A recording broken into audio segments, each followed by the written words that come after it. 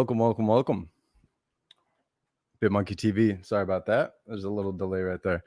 Welcome to BitmonkeyTV, NFT Non-Fungible Token Friday. Today is episode 42, I believe. Thanks for tuning in. We got a special guest in Droshik.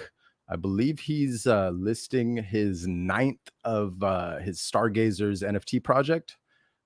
So he started off 9 days ago, one of 9. And I'm excited to dig deep into his background and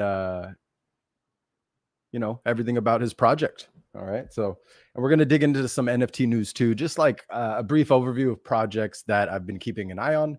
And then please, I encourage anybody tuning in, if you have any comments, questions, NFT news that you want to share, no shilling, but if it's like some good strategy or maybe tips and tricks, I'd be happy to hear it.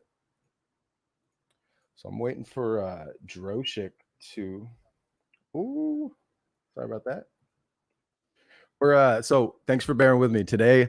New camera, new audio mixer, and new streaming method. So I normally used Streamlabs OBS for pretty much since we started, all 41 episodes, and now I've switched it up because I wanted to make it more convenient for sharing the screen as well as bringing multiple people on board, whether or not they're on a desktop. You know what I mean? And I'm not doing it on this episode, but I'm going to start going live on Instagram because I know there's a ton of traffic there natively that maybe prefer to watch it on Instagram. But the only negative there is they're not going to be able to see the presentation or like the interview. You know what I mean? So, but I'm glad to hear, yo, Gary. Thanks for tuning in, man. Dude, so there's this chat window on Streamlabs. Damn, we really got to like get a partnership going or like one of those coupon codes because like I'm loving it. So shout out to Jeremy and everybody else who's suggested this one. So give me a second though. How's everybody doing today? I'd love to hear it in the comments. Who's all watching? I see Gary. Shout out Gary. Thanks for understanding the other night. We had to cut out that Founders Jam, but I'd love to jam tonight in voice chat after this stream's done, if you're down to finish that conversation.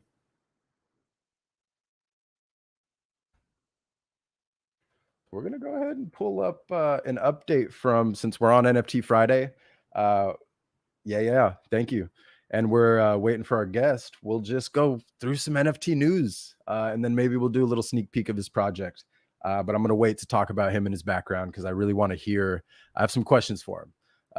This is my really first time analyzing a guest. Well, actually, I'd say third time, but like by myself. You know what I mean? So it's a different process. So we're just learning. That's what BitmonkeyTV is all about for any new viewers tuning in.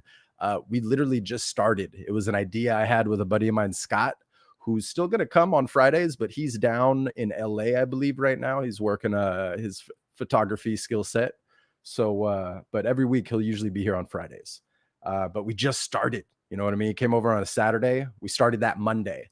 And it was just like if you go back and watch episode 1, it's been nuts. Like just how things have transformed, our demeanors, not really nervous. Like sometimes I like get my words all mixed up because it's a little different when you don't have a co-host. So, but that's why we do these interviews. Yeah. Hold on, we got a text coming in from Droshik himself.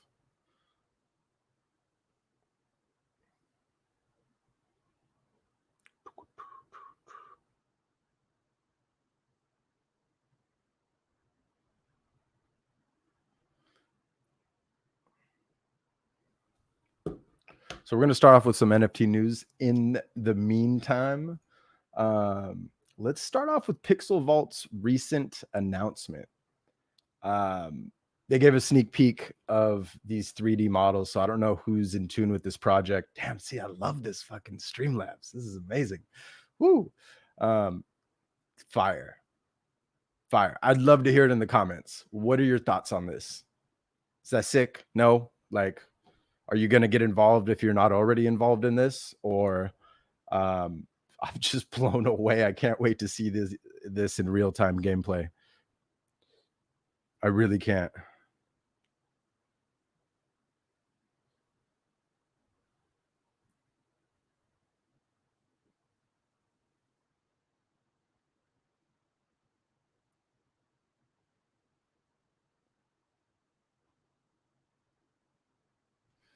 Yeah. See, it's harder to multitask, right? Like anytime you have a co-host and somebody needs to do something, keep everybody entertained. So thanks for tuning in. But you haven't minted yours, Gary. Oh yeah. It's you're waiting for the planet, right? Planet. And do you have the set or no?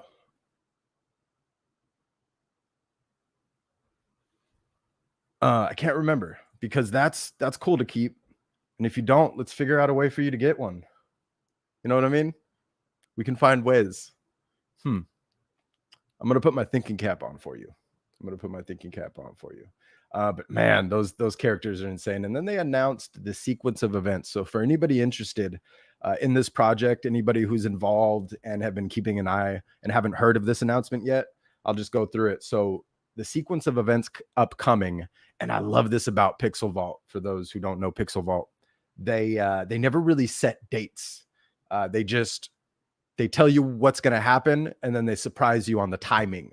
Like they opened up the minting of the meta hero identities during Labor Day weekend, Saturday fucking evening. I wouldn't have noticed. I just hopped on a call and Scott sent me a text because he knew I wanted to get low digits. And man, I just love their approach. So first is the meta hero identity snapshot for free Planet DAO token plus mint pass number 2. One Planet DAO token plus one mint pass number 2 per core or generative identity held. Then the public sale for the Planet DAOs kick off immediately after event number 1, ranging from 0.5 ETH to 5 ETH. And then number 3, Punk's comic issue number 1, NFT burn for Moon DAO token. So if you held on to a comic or you want to get one on the secondary market of Punk's comic, the OG comic, not the Founders DAO, there's no other way to get those Moon DAO tokens. You have to burn a comic. It really threw a wrench in my strategy. I was upset because I burned a 4th DAO and I wouldn't have done that. Wouldn't have fucking done that. But they announced this in true Pixel Vault fashion. Oh, you need a meta hero to qualify for that. I wonder if I'll talk to you about this off air. But yeah. And then back to number 4, free Planet DAO token claim by meta hero identity holders. So based on the snapshot from event number 1, once Planet DAO token sale is complete. I believe there's another slide here, isn't there? Yeah. And then Planet DAO token giveaways to the holders of Pixel Vault NFTs. So this is where you have to hold the set. You have to have a comic, a Founders DAO, a mint pass number 1, or identity.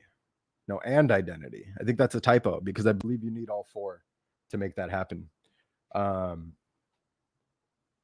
Yeah, I believe so. And then number 6, Planet DAO token snapshots for free mint pass number 2. They're hooking it up with essentially 2 mint passes for every. Oh no, that was the other one. So 1 mint pass number 2 per Planet DAO token held, snapshots taken on a rolling basis. So that's holding the set, and you got to hold on to it and not convert, right? And then mint pass number 2 claim is based on snapshots from events number 1 and number 6. And then number 8 in this whole sequence of events, meta hero sidekick minting via mint pass number 2. Those sidekicks are going to be dope. I think we just have somebody on stage here. Let's bring him on. Yo, Droshik. What's up, dude? What's up, man? How you doing? Oh man, I feel good, but I also feel bad. Dude, it's all good. It happens to the best of us. No, I like, know. It's no worries at all. Completely slipped out of my mind, and I even thought about it like on Wednesday or Tuesday. Like, I think when you posted that on IG, I was like, oh, like I can't wait. I'm looking forward to hanging out and finally getting together because we've been postponing it for last time you had some technical difficulties, and then exactly anyway, right. Yeah. But yeah, I'm glad to finally be here. And yeah, sorry that was kind of like last minute snafu, but you know what? I'm here, and that's what matters. Yeah, dude, that's all that matters. Yeah, man, and like you said, like, oh, I had my slip up. It's only fair. It goes both ways. So, right. But dude, how you doing today? Oh man, I feel relieved because I literally just listed the last Stargazer, I love it. We're gonna pull that up and while we talk. I'm like humbled and surprised and happy that all of them sold like in in the first 24 hours of the Mhm. auction, because my idea was if one of them doesn't sell, then it's going to go back in the queue, and then once I list all of them, then it's going to go back to the ones that I listed previously but they didn't sell. um, but I didn't have to deal with any of that. And the last one is up for auction, and I don't know. I have a feeling that it's gonna get, It's uh, gonna go quick. yeah, it's gonna get picked up, and then that's it. We're off to the races, man. Man, so I was keeping an eye on number 7, and I remember having a late night, and I was like, I'll go to bed, wake up early, and snag it. That morning I slipped up, slept through my alarm. I was late to a call, and I'm like, oh, this is so uncharacteristic. Really need to get to bed earlier. And somebody snagged that 7th edition. Oh So, no. and then I kept my eye on number 8, and I was trying to liquidate for it, but our good friend Jeremy got that one. I noticed. Yes. So I'm hoping nobody, like, we're live, of course. So I hope it's gonna get sniped. I But mean, you this never is know. right. It This is maybe not. you never know, right? This is so I love it. I love them all, to be honest, and I Thank love you. the color scheme of 7 in particular. I I was hoping appreciate you it. were gonna go with that orange yellowish. You know what I mean? If you couldn't tell, I'm obsessed with those colors. Yeah. But for those who are watching who are unaware, I'd love for you to kind of give, your, I don't want to say strategy, but purpose behind this project. What inspired you to create this Stargazers NFT project, which is a part of your Guardians of Underworld? Yeah, man. The To be honest, the only reason why I created this is because I love doing what this token allows you to do. It's talking to people, helping people, creating real connections, sharing my knowledge and my experience in order for someone else who is just getting into the space or been in that space for uh, a certain amount of time, but still feels like they're not quite ready to like launch their own project and whatnot. Like I want to encourage and help people and push them to actually, take that first step to actually do it. Because this is Mhm. how I learned. Like nobody taught me any of the things that I know how to do now. Like I just did it and be like, I want to figure out how to do this because this is cool. This is the future. This is like this enables and unlocks so many possibilities and so many opportunities, and I want to be a part of it. And the more I dwelled and got deeper in that space, the more I fell in love with it, to the point where like I feel like this is my purpose. Is my purpose is to be in that space of art, creativity, just being um, like that source for inspiration for others. Then be like, hey, like Droshik is just like a normal, regular dude with a family and 2 kids and a dog, and he just got into the space. And 4 or 5 months ago, I didn't own an iPad. I never used Procreate. I don't know how to draw on a piece of paper or canvas. Like I don't have those You and me skills, both. you know. Uh-huh. And here I am, like creating pretty cool looking art, and people are buying it, and I provide value to them. And like, how amazing is that? Like, this is what I want to do for the rest of my life, man. So like all of those things combined, I'm like, I need to make an NFT project that would allow me to keep doing that, and at the same time also pave my own uh, career, because I don't know when, but I will work for Vayner NFT as a Fuck consultant. yeah. I don't know I'm when it sure you will will. happen, but it Mhm. will happen, and you have it here on air. So once it happens, we can go back, clip this video. I was just about to say, how do I bring you full screen? That's the one thing on Streamlabs I haven't figured out yet. Let's do it here. So I would love to manifest this. I know we just did, but you heard it here first. I'll say it again. I don't know when, but I will work for Vayner NFT as a consultant, or maybe some other position, but I will be working, like my career will be surrounding NFTs, and that's it. Like I know it will happen, I just don't know when, and it doesn't really matter because it's not like it's not going to be the pinnacle of my life, right? It's going to be a major stone, a major stepping stone, a major achievement to be, you know, an official employee of Vayner Media or Vayner NFT, or just, you know, be working with Gary. Like that's so fucking cool, you know? Yep.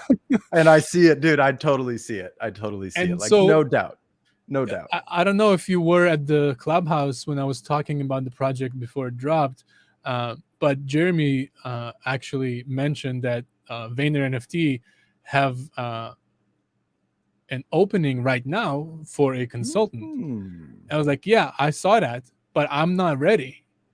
Like, I don't feel like I'm ready to, like, I'm not the best person to hire for that position, right? Like, I want that job more than anything else, but I'm not ready. So this is why I'm doing this project, and the way I plan this, hopefully it will work that way. Of when I'm done doing the sessions with one person, they will actually sell that token, so then the next person can pick it up, they can make their money back, hopefully even make some profit off of that, and then the next person will also be eligible to do the same, like 4 weeks of mentoring and accountability sessions, and just keep that rolling until I can say, hey, you know what, they have another opening, and this time when I apply, I can say, yeah, I have, you know, 2 years of experience,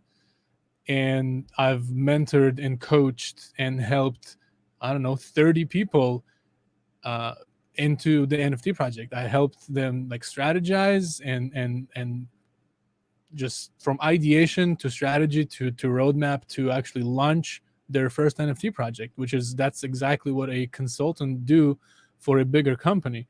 You know, obviously you'll be working with much higher caliber clients and much bigger projects and more involved and more complex. So I can use all of the things that I will learn now then, and I'll feel like I'm actually ready to take on that next level challenge of elevating this thing to the next level, you know? Dude, So, I love that. And given your background of learning by experience, that makes sense. Yep, that's and how I learn, man. Dude, I love that. I have so much respect for that too, because it's not like you're just shooting at a dartboard with a blindfold on. You know what I mean? You're taking those necessary steps of practicing and just learning and repetition. And man, I love that. I love that. I'm looking forward to seeing.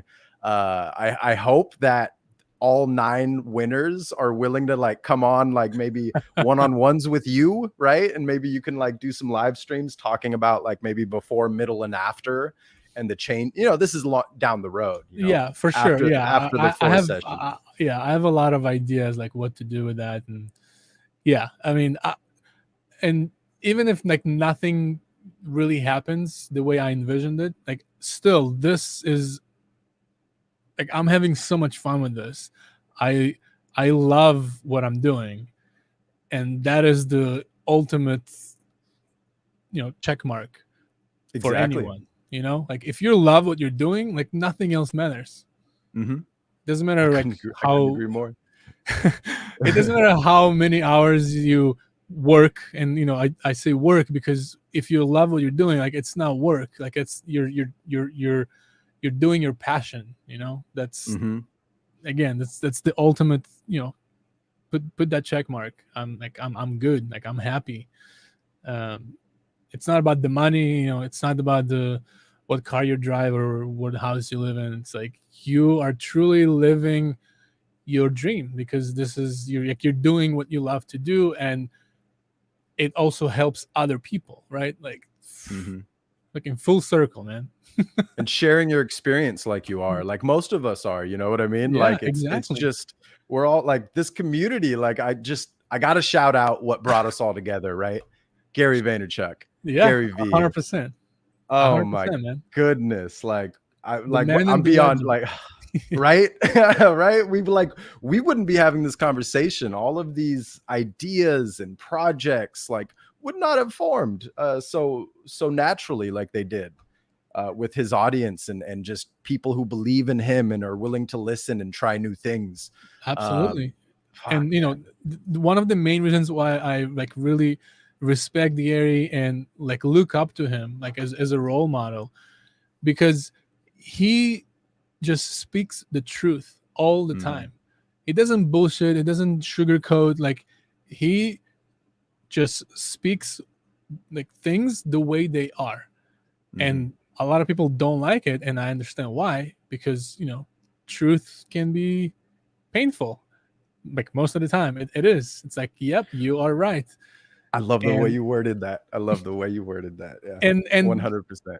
it's just straight up facts, like about everything, like about Mhm. business, about like how to be a good human, how to be a leader, how to be good to like your peers, your coworkers, your friends, like your business partners, like everything, you know. It's just, it's common sense, yet most of us don't do even half of the things that like the common sense way supposed to like be, right? Like it does, you know what I mean? Like, Yeah. I know exactly what you mean. He talks about it a lot too. Maybe I'm using a different word here, but like being practical. You know what I mean? Using common sense of like, all right, like maybe I'm not skilled in this, but I can practice. But also like I learned a lot about how to identify my weaknesses. I always knew I had them, but I would ignore them. right. But not until consuming a lot of his content. And he was really pounding on just focus, triple down on your strengths, and you'll see Yep. how much more progress you make and how much 100%. happier, you know what I mean? And ever since I started doing that, same as you, man, like this industry, I'm in it for life. And 100%, man. And it's funny that you brought that up, because when I the first time I heard Gary say that, like instead of focus like on what you're like not good at and try to improve that, like no, like if you're not good at dancing, like no matter how much you practice, you will never be great at dancing. Like you might become better than you were, like obviously, but it's still gonna be like, you know, like subpar compared to like the top level dancers, right?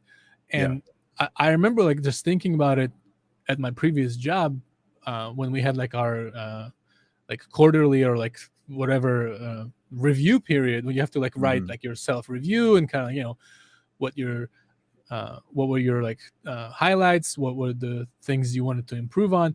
And I remember like I always in the things that like wanted to improve, or things that I'm like not the best at, I was always like trying to like put that this is what I'm going to work on like in the next quarter, so to try and improve those things I'm not good at. And then like the next quarter would come and I do like the next review, and I was like, I didn't really like make much progress. I didn't really do a whole lot of impact in this last like 3, 4, 5, 6 months. And I never like really understood like why. You know, I'm working hard, you know, I'm showing up, I'm there, I'm doing things, but like in reality, like nothing really is changing. And then like it finally clicked. Like, why would I focus on being like more organized? Because I'll never be organized. You know, it's like if you look at my desktop, it's a shit show. But I know where things are. Like I know how to find what I need. But someone else look at it and be like, oh my god, like this is chaos. But like in my head, it works, right? So instead of like trying and become more organized and, you know, do better with the calendar, or, you know, put things in folders, like no, fuck that. Like I'd much rather double down on what I'm great at, so I can become excellent at it, the best in the company at it. Because then whenever something comes up and that skill is required, like immediately people will be like, oh, I go get Droshik because he is the man. Like there's nobody else better than him at this. And then I will be doing something that I'm excellent at, that I enjoy, I love, and obviously my productivity will increase. I'll feel like I'm actually making an impact. I'm actually like making progress. I'm having effect like on the rest of my peers, on the rest of the company. Like, you know, it's a ripple effect of good shit. So it makes so much sense, but without you like actually going through that process of thinking about it, realizing and like internalizing it, and then taking the action that's required, like it's just gonna go in one ear and come out of the other. So like, it's crazy how, again, and it's a common sense, right? If you like really like strip that down and then zoom out, like yeah, it's common sense. If I focus on the things that I'm great at and keep improving and working those things, I'll become the best there is at that thing. So then everybody will come to me because I'm the best at that thing. Like You're the it's most common knowledgeable, right? You have the most experience, right? Exactly, right? You're going to be known for that skill set, for that niche, so to speak, right? To use that terminology. Instead, like we all trying to like, you know, work on the things we're not good at, and then we're just become average at everything, and then like you feel like, oh, I'm just like, I'm not making any impact. I'm not changing anyone's lives. So yeah, I couldn't agree more, man. Yeah, continue. Back to like, you know, what I was saying about Gary, like that's what he always talks about, that's what he preaches, and like I love that because I resonate with that so much, and I wholeheartedly agree with him that kindness is the new cool. Like being kind is the new cool, 1000%. you know. And anytime I see people who are not practicing that, like you are not someone I want to be around, because like this is not the type of energy that I need in my life. So like instantly I remove myself from that situation, and then I put myself in a situation where people that are around me are kind and supportive and positive and encouraging, because that keeps me going, and in return I do the same thing to them. So it's just like this never-ending feedback loop of goodness, and you're just marinating in that soup, and you're like, fuck, this is great. Like, I feel great. I want to do good stuff. Like I want to just I feel like I can conquer the world, you know. And especially when you have the support, right? Like-minded individuals who think alike.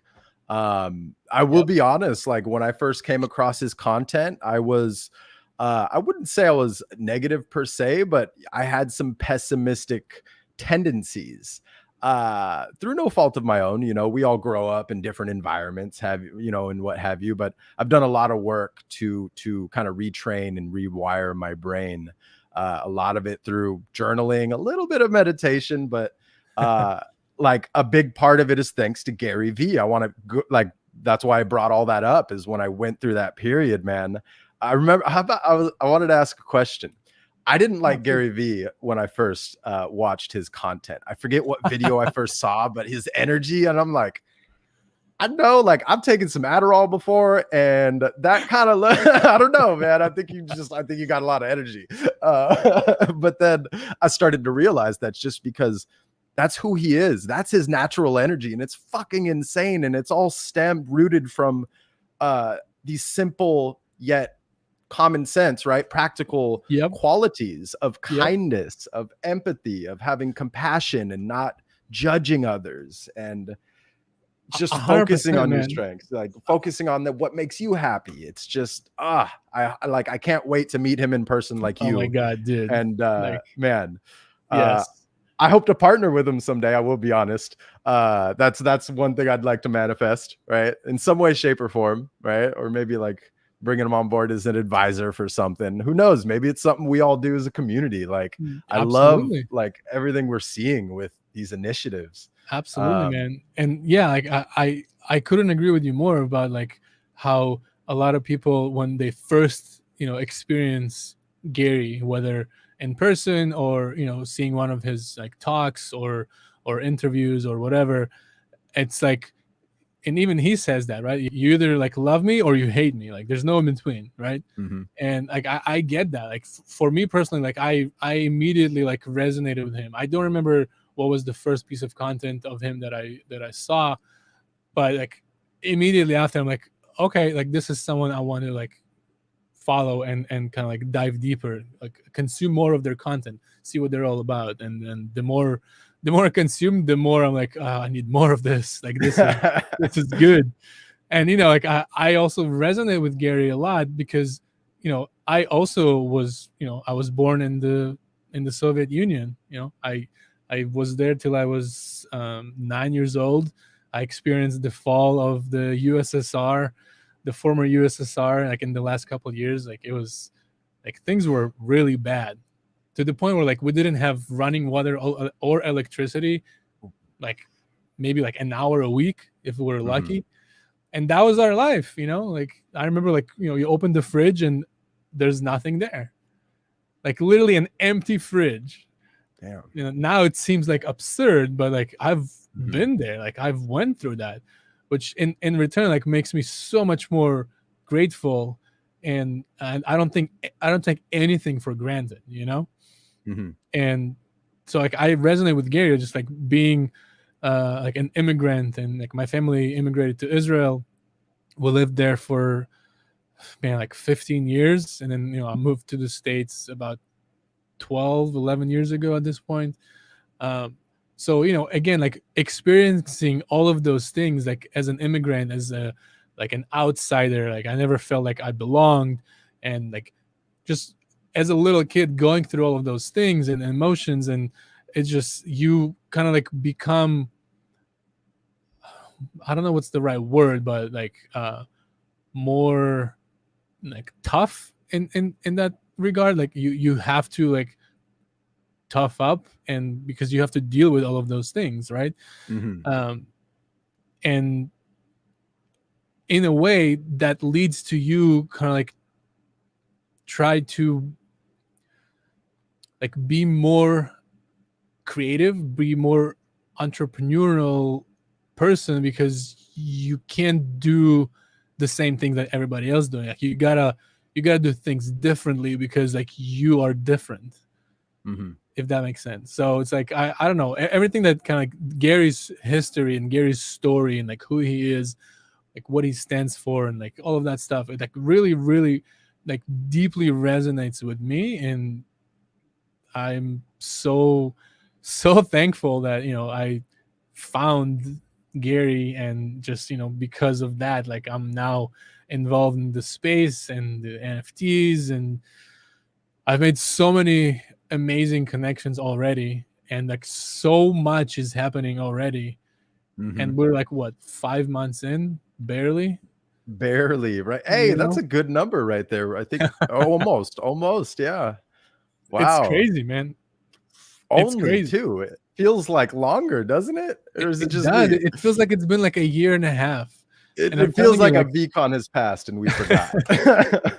Like I swear, like I feel like I made more progress in my personal and professional life in the last 5 months than I did in the last 5 years.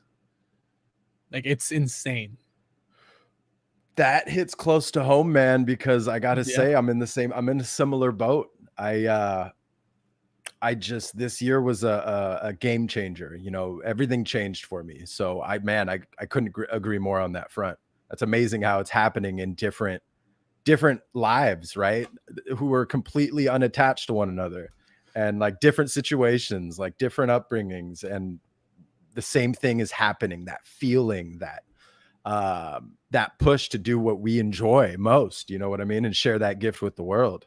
Dude, 100%. I love it. Like people feel encouraged and empowered to actually like try and pursue their dreams. Because before, like we're all kind of like, yeah, I have that dream. Like I want to start a business. I want to do a podcast. I want to do a YouTube channel. I want to like do drawing. I want to like start learning how to do XYZ. And we never do.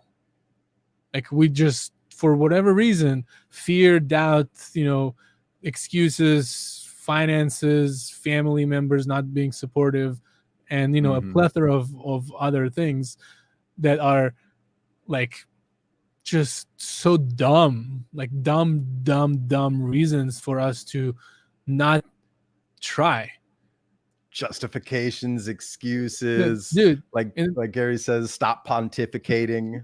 Yeah. What I mean? Like, and you know what like really helped me, and like I've said that to multiple people, like during like podcasts and just like one-on-ones and IG lives and stuff. We're just talking, and one thing that kind of like again clicked with me is whenever there's something that you want to do, but for some reason like you're afraid, right? Like you're scared to do it, whether it's like a new job, an interview, going on a date, or like literally anything, right? You want to do something, but then you're scared. The first thing and the only thing you need to like just realize and think about is like, what is the worst potential outcome if you try this? And you very quickly realize that's the worst outcome of you trying something is that you will be at the exact same spot you are in now. That is the worst outcome, right? Because if you tried and I don't know, apply for this dream job of yours and you get the no, we went from with a different candidate, guess what? You're back at the same spot if you didn't apply, right? And you have that layer of experience or lesson, but you feel good because you're like, you know what? I tried. Like I took that step, and I got the no. But hey, you know what? Like that's okay. That means like, okay, I can actually do this, so I'm gonna try again. Yeah. And guess what? If that doesn't work, you're gonna try again. And if that doesn't work, you're gonna try again. What do we do? Yeah. And if that doesn't work, what do? You try again and again and again and again and again and again and again until it fucking works. And then when it works, boom, like you're on the next level. Like again, common sense, man. It's like it's inevitable. But we are either afraid to even try the very first time for whatever reason. Like it doesn't even matter. The reason is irrelevant. But we are so afraid of trying something. And so we never even get to experience that. And then we're stuck in the same spot, and we blame everyone and everything else because our life is not what we want it to be, when in reality, you and only you is in control of your life. Nothing else and nobody else. Like only you have the power and you have the choice all the time to decide what happens, how it happens, and when. You. 1000%. Like I have nothing to add to that. I was just like man, agreeing and again, it's common sense, right? But yet again, like it brings me back to like what I was saying in the beginning. Even though it's common sense, like the vast majority of the world's population, they are stuck in this weird loop of, oh, I'm scared or whatever. What if, right? Like all the what if questions. Fucking hate those questions. I know them well, man. My mother, I love her. God bless her heart. I hope she never watches this one. She doesn't have my socials, so I don't think she watches these live. I love that you brought your mom, because like I was literally gonna give that example of my mom, and anytime I would be like, hey mom, like I'm gonna try X, and then she would ask me like, I don't know, 5 to 10 what if questions, and then by the 6th question I'm like, never mind. I'm not gonna try that, because yeah, you're right. Like what if I die? What if I lose all my money? What if I get fired? What if I don't find a job? What if this doesn't work? What if they tell you, no, you're not good enough? What if this? What if that? Like, wow, mom, way to put a bucket of shit on my dream, right? And again, like, I Exactly, love her right? to death, and I don't blame her because she doesn't know any better. That's how Mhm, she grew up. That's all she knows, right? She didn't have what we have now, this community, the internet, like all of that stuff, right? So like she's mhm. stuck in her like mindset in her era, and like at that point you cannot change anything about that. You just need to embrace, accept, and just love her and support her for who she is. And I'm sure you like resonate and understand what I'm talking about. I'm sure a lot of people would, because that's usually what happens. Like your parents or your siblings are the first people to like bombard you with the what if questions. Like I don't understand that mentality, because why not ask, what if it works? Hmm. What if that thing that What's you're trying to possible? do, like what if you nail that and it becomes a massive success, and then 2 years from now you have 30 locations open, and like you're a Mhm. huge brand, and like your life is on a whole other level, and you're doing what you love. What if, like, imagine that, right? Like, why Mhm. nobody talks that way? It's dude, I just like sounds identical to my mom. They both must have grown up on farms because she comes from the farmland in Portugal. Oh my So, god, and I it's think so it's like funny. what you said, man. Like we're going around in a circle. It's full circle. I mean, Yeah. it's fear. It's that fear, and they have, and let's all take a moment to just acknowledge our mothers and every mother out there. We love them all. Uh, 100%. Wholeheartedly, and I love what you said. You got to accept them for who they are and not try to change them. You can. Um, You can't. I learned that I don't want to say recently, but a few years ago, where there's just certain things I don't bring up anymore because of what you experienced too, which is it was spot on. It's like my mom was your mom too, man. It's crazy. Um, like 101 questions on what if, or like these like constant bombarding questions of like Just like I don't want just to say doubt. negative, but like It's not doubt. negative, it's just Yes. doubt, like full of doubt, like constant doubt. Like, oh my god, And I it comes from can't. a place from like she cares so much she Of doesn't want to course. see me get hurt. And I Of get course. that. Of But course. now I have to like temper down what I tell her and tell her after I execute, or after it's actually done, so that Absolutely. And you know what? Like in a way, again, it's all about perspective. I'm grateful that my mom was the way she was, because Mhm. now I'll make sure that I am never that type of parent. Mhm. Like, because I have two kids, and it's not easy to raise two boys, like, or girls, like it doesn't matter. Like I have two boys, but like it's not easy to be a parent. Mhm. And like I know like for a fact that I don't care what my child chooses to do. Like I will be there and I'll do whatever I can to support them in whatever it is that they choose to pursue. Like Mhm. I'm not there to tell them what to do. I'm there to tell them what could happen if they do it, but then it's their choice, it's their life. I'm not gonna be like, oh, you can't drink, you can't smoke, you can't do drugs. Like, here's a beer, here's a joint, like here's uh, a pill. Like, do it with me, so you experience it with me, and then see how you feel. Because if it doesn't hit you well, like at least you'll be safe because I'm right there with you. Mhm. Have that trust, Yeah. build that relationship rather than because man, I grew up that way. I was told what not to do so much No, that same here. I autonomously did what I wasn't supposed to do. I mean, it's like Exactly. Again, common sense, right? You tell a kid, "Hey, make sure you don't drink at that party." What do you think the kid's gonna do? They're gonna go and go. They're gonna drink at the party. Like, yeah. instead, if you be like, "Hey, I know there's gonna be drinking at the party. Like, I've been that age. I know what happens. Like, I'm not an idiot. Mhm. Like, do that with me, or at least I'll tell, like, if you want to drink, go ahead.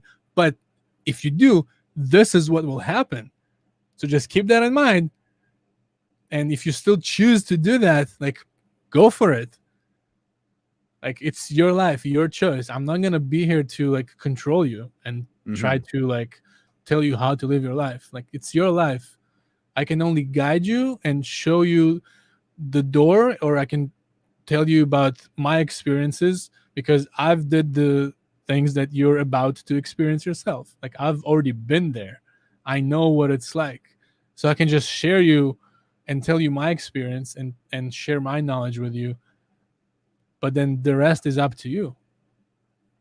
And Man, I love that. Like, and to your point, like I'm so grateful for my mom too. You know what I mean? Because I haven't started a family yet. You know, I'm still single, but when I do, like everything you just said is spot on. I don't want to tell my kids what to do. I want to show them the world, to guide them and let them make their own decisions in life. You know what I mean? Let them figure out what their strengths are and go after whatever makes them happy. So I fucking love that, man. and again, this is much easier said than done. Like I can tell you that from Say it experience. easily, right? Even now, my oldest is 6. Like he just went to like first grade, just started like a few weeks ago.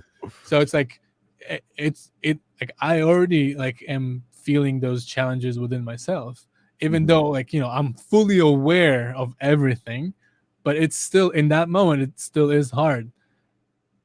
And I know it's just even going to get harder when they get older, and then teenager, and they start dating, and all of that stuff. And yeah, man, like again, I've been there. Like I know what it's like.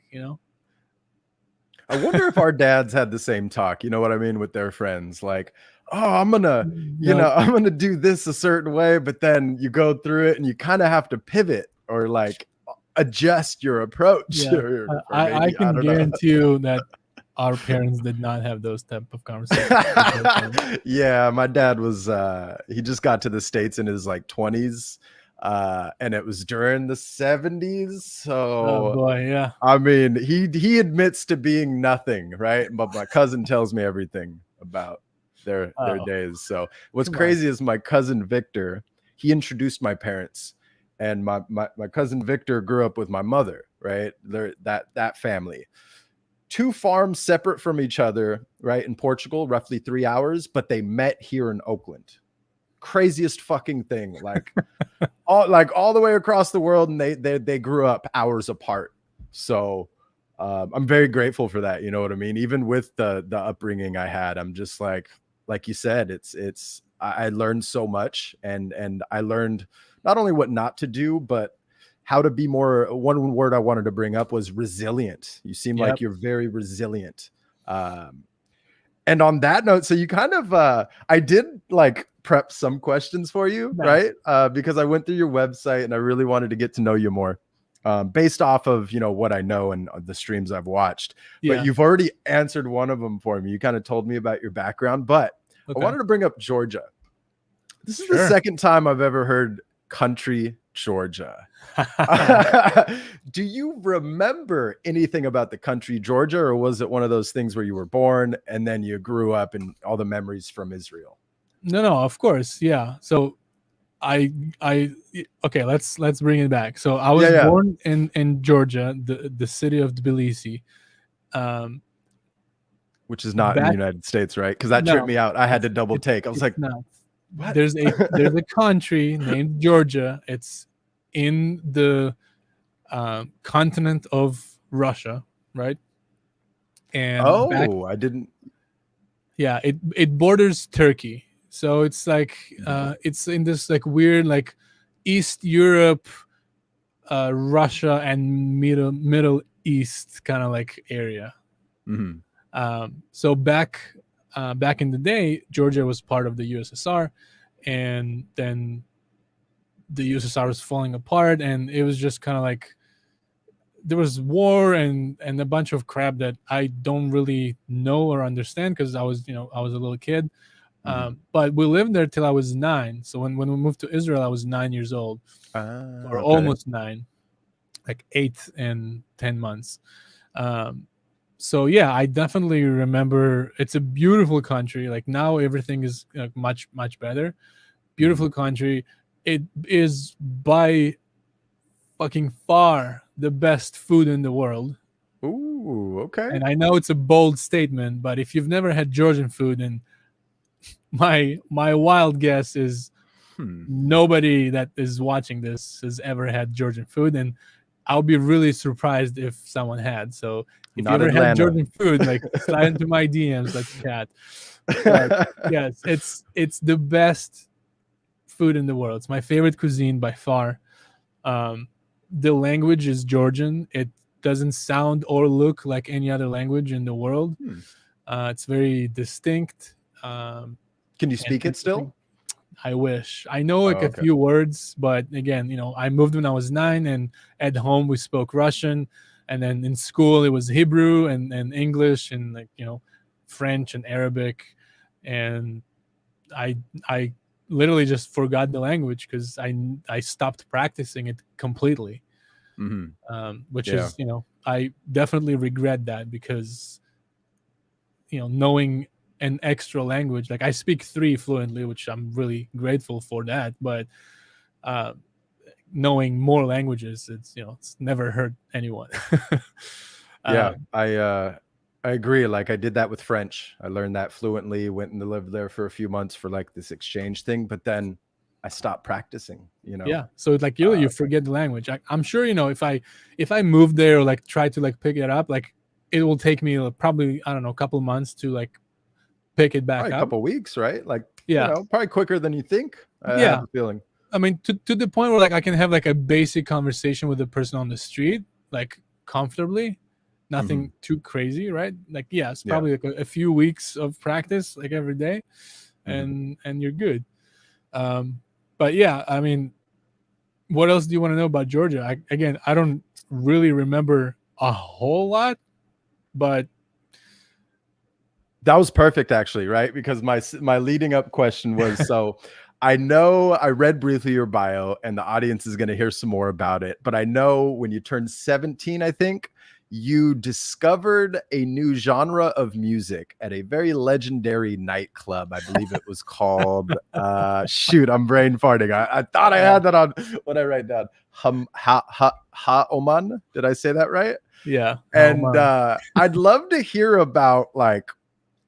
Not only that, but before that, like, what were you interested in? Were you like a techie? Were you already into like music or art, or like what were your interests during that time frame before I was never into art until like my like adulthood, like after 25. That's where I like started getting a little bit more into it.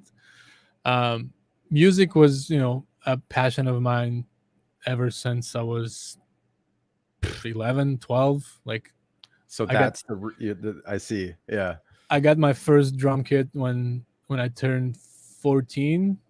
My Oh, parents snap. gave me a drum kit, so I taught myself how to play the drums.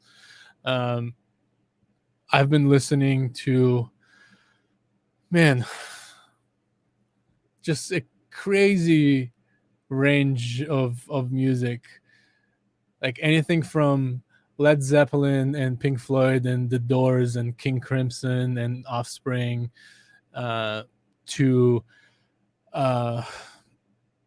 Warren G, Tupac, Snoop Dogg, like the early days. Like I'm talking about like the 90s hip hop when it was like in its prime, at least in my opinion. Like late 90s to early 2000s, like hip hop was like fucking on fire.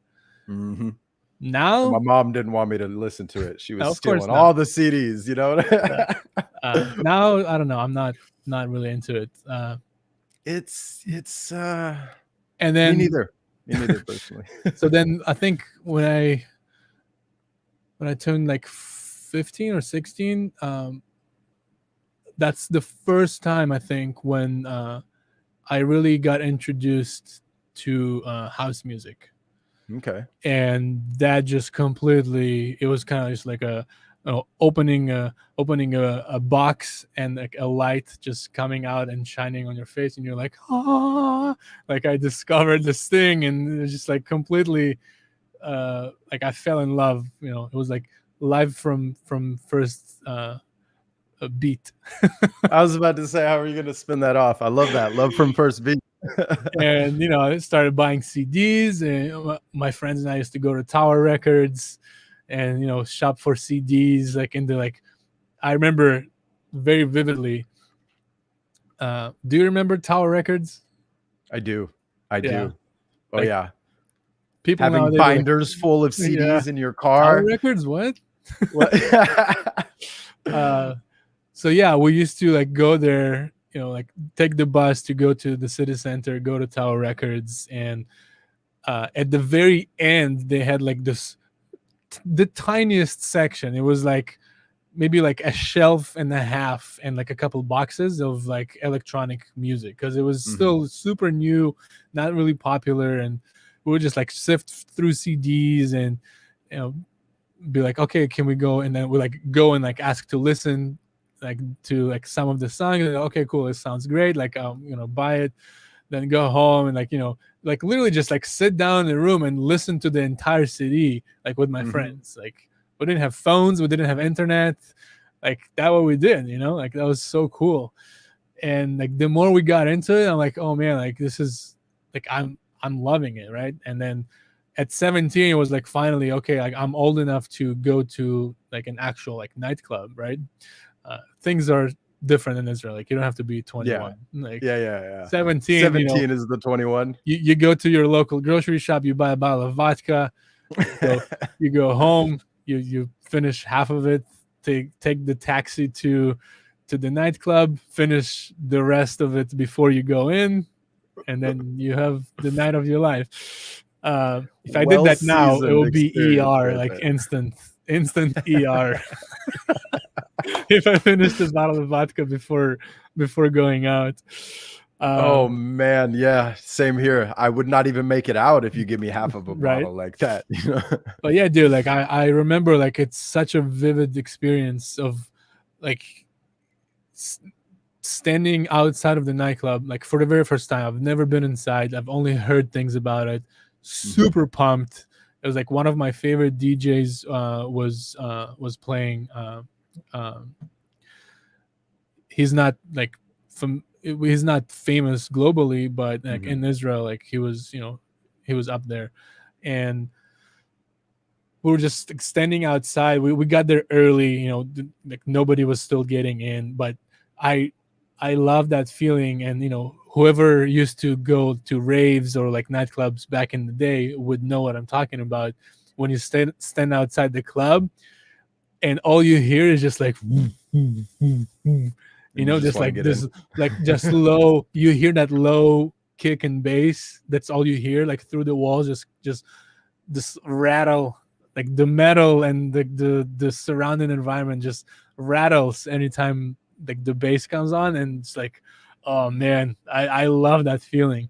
And then finally, like we got in and we like go through this little narrow corridor and get our tickets, and then put our coats in the coat check, and then you walk into this just giant open space, and the smoke and the lights and the music just like just hits you like this, and you're like just transform into this like other world, man. Like it's just crazy. Like everything about it, like the smell in the air and just the music, and like you feel the bass like in your soul, you really feel that. Like I say energy, right? I'm probably using the wrong word, but I was a rave goer too, like I remember there was I forget the name of the crew who put it on, but they did these forest raves out in the middle of fucking nowhere. So obviously no permits or anything. Yeah, but that's why I brought it up. I had a feeling you would.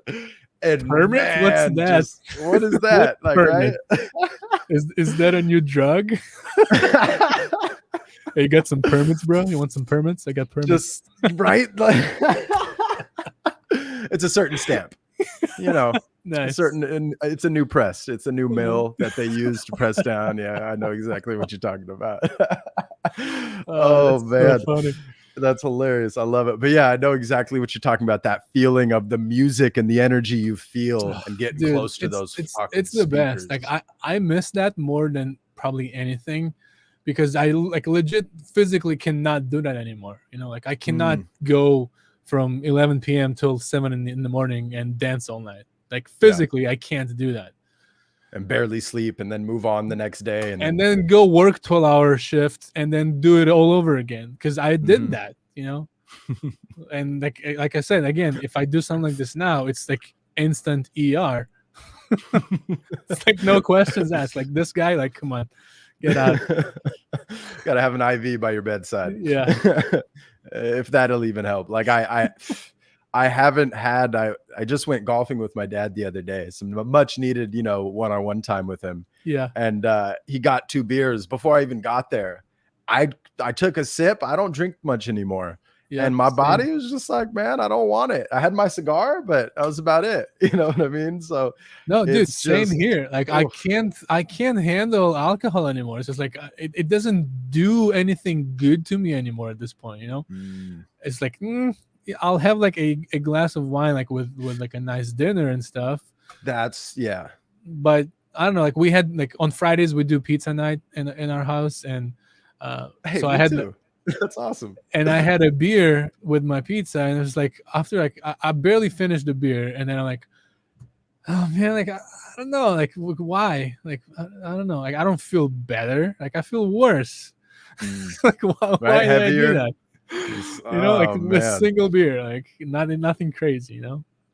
But nothing like no double IPA or like double. No, I don't know what they call it nowadays. These craft brews. I can't do that, man. Like a glass of wine, like sure, I'll be okay with that. You know, I still smoke pot. You know, like that's my glass of wine at the end of the day. You know, it relaxes me. It puts me in a mellow state of mind. It makes me think differently about like art and music and things that I'm doing. Like, but I'm still like fully present and aware. You know, it's not like I'm just like high out of my mind. You know, glued to the couch. On the couch. Like that's drooling. Not how that is. You know, it's like I'm like active and doing shit and productive and just in the zone, and it just helps me. You know, and. Oh yeah, 100%. Likewise, by the way, likewise. If you couldn't tell by the dreads kind of give it away. Like, who has dreads who doesn't smoke a little bit? No, like man. Full transparency. Like, right? There's got to be a few, but those are one-offs. Right. But I don't know about you, but my parents had that type of perspective of every person who smokes sits on the couch and drools on themselves type of thing. That's again, you know, it's like a misconception and generalization of like, oh, you know, if you look a certain way, like you mentioned, like, oh, if you have dreads, like you're a pothead, like that's all you do, right? Like you can't be anything else, like because you have dreads, like you have to be like a junkie, or you have to be like a, you know, get high every night and watch cartoons or play video games. Like, this is fucking bullshit, man. That is bullshit, because I don't do either one of those. Exactly. So it's like, don't judge the book by its cover, like, ever. I did when I was younger, don't get me wrong. Without a lot of the pot. We all did. Yeah. I'm sure most of us like subconsciously still do. Oh, sometimes. For sure. Right? Some autonomously, like, I got an extra hour. Let me go pop this on, pull out the sticks and play whatever that favorite game is. I will admit, I will be playing that Meta Hero whatever that is, whenever that's released. I don't know if you've heard of that from the Punks comic. I've that's an heard like one. something about it, but I don't really know the details. I would play it to learn, but then it's kind of like Axie in a sense. It's one of those play to earn games, right? If you own one of the NFTs in the collection, and then you get the option to stake it down the road. I'm glad you brought that up, because I feel like that is something that is exciting, and like this is where the industry is gonna be shifting towards, is like the whole gaming industry will 100% adopt and fully integrate NFTs into everything. It's like it already is part of the game system, if you think about it. Like anytime you buy any in-game content, that is essentially an NFT. You just don't own it. So exactly. Once that shift happens, where like all the items that you purchase or earn like if you beat the game on the hardest difficulty, like you get like an achievement, or you get like some rare loot, like you'll be able to actually like own that and then trade it or sell it. That will fucking revolutionize gaming in a major way. Like, can you imagine? Like, I used to play World of Warcraft for like 10 years, and well, not as dude. I'm about to pick your brain now. oh boy. But dude, like I have items like back from like vanilla WoW, like when the game was still just the original World of Warcraft, no expansion. Like I have items that are no longer obtainable in the game, and like I don't own those items. Like my account, my character that I obtained it on, like, you know, quote unquote owns that, but I can't do anything with it. Like unless I pay for an active subscription, like I can't do anything with that item. Like Blizzard owns that item. It's tied to the account that I pay money to play or access, but I don't actually own it, even though I worked really hard and played so many hours to actually get that item, right? Trying to think back to which one it was. I'm guessing it's a legendary item from pre Burning Crusade, right? Yes. Back in I'm familiar. I didn't raid heavy in that first one, more so because I think I was too young and guilds didn't take me seriously. Yeah. But after BC, I got in this high grade guild and got my pieces. But those OG pieces that I'm sure you have.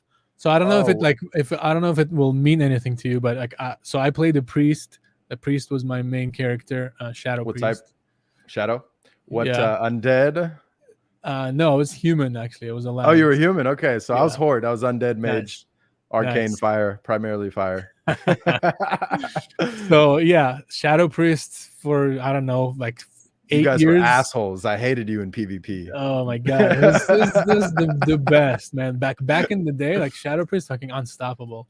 And so yeah, so I got the benediction / anathema, which is like the legendary staff that you can like switch based on like your spec. You could whether make it like do damage or heal, and it was like the best item in the game, right? And you can't get that anymore. Like I think after Wrath of the Lich King came out, like you couldn't get it anymore. Really? It maybe even BC, because like, you know, after the expansion comes out, like once you get to the end of the expansion, like the content of the previous expansion, like you pretty much like you do it on your own, like you can solo everything.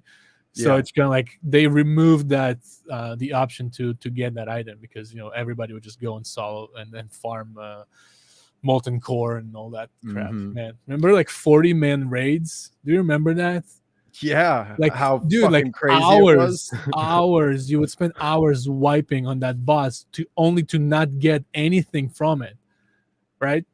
Like the loot system back in the day, and people have one like, person fuck up and ag the whatever that starts, whether it's the boss or whether it's one of the, you know, people like patrolling. My God. Good times, or creatures, man. Right? Yeah, man, I have a lot of memories. Most of my raiding was BC. I was on Tichondrius, which was a PvP server. It wasn't my first one, but man, I miss it. I'm not gonna lie. The simplicity of just, you know, I was young at the time. I didn't have any responsibilities. It was like, absolutely, you know. So now, like, think about this. If just imagine, like, just take WoW as an example, because I think it's a great example. If you incorporated NFTs into WoW, that game would blow the fuck up. Imagine if you could sell that staff right now. Exactly, like, because you can actually like you can play to earn. And game of that caliber, and you know, so many people involved, and like there's just probably so many things you can do with it, right? You can like, oh, you can only access a raid if you have this NFT, right? Like, and you can trade that. Like, I don't know. It's just like there's just so many things you can do with it. I think you just like predicted something that Punk's comic is going to do right there, man. Seriously. I mean, like, why not? It makes so much sense.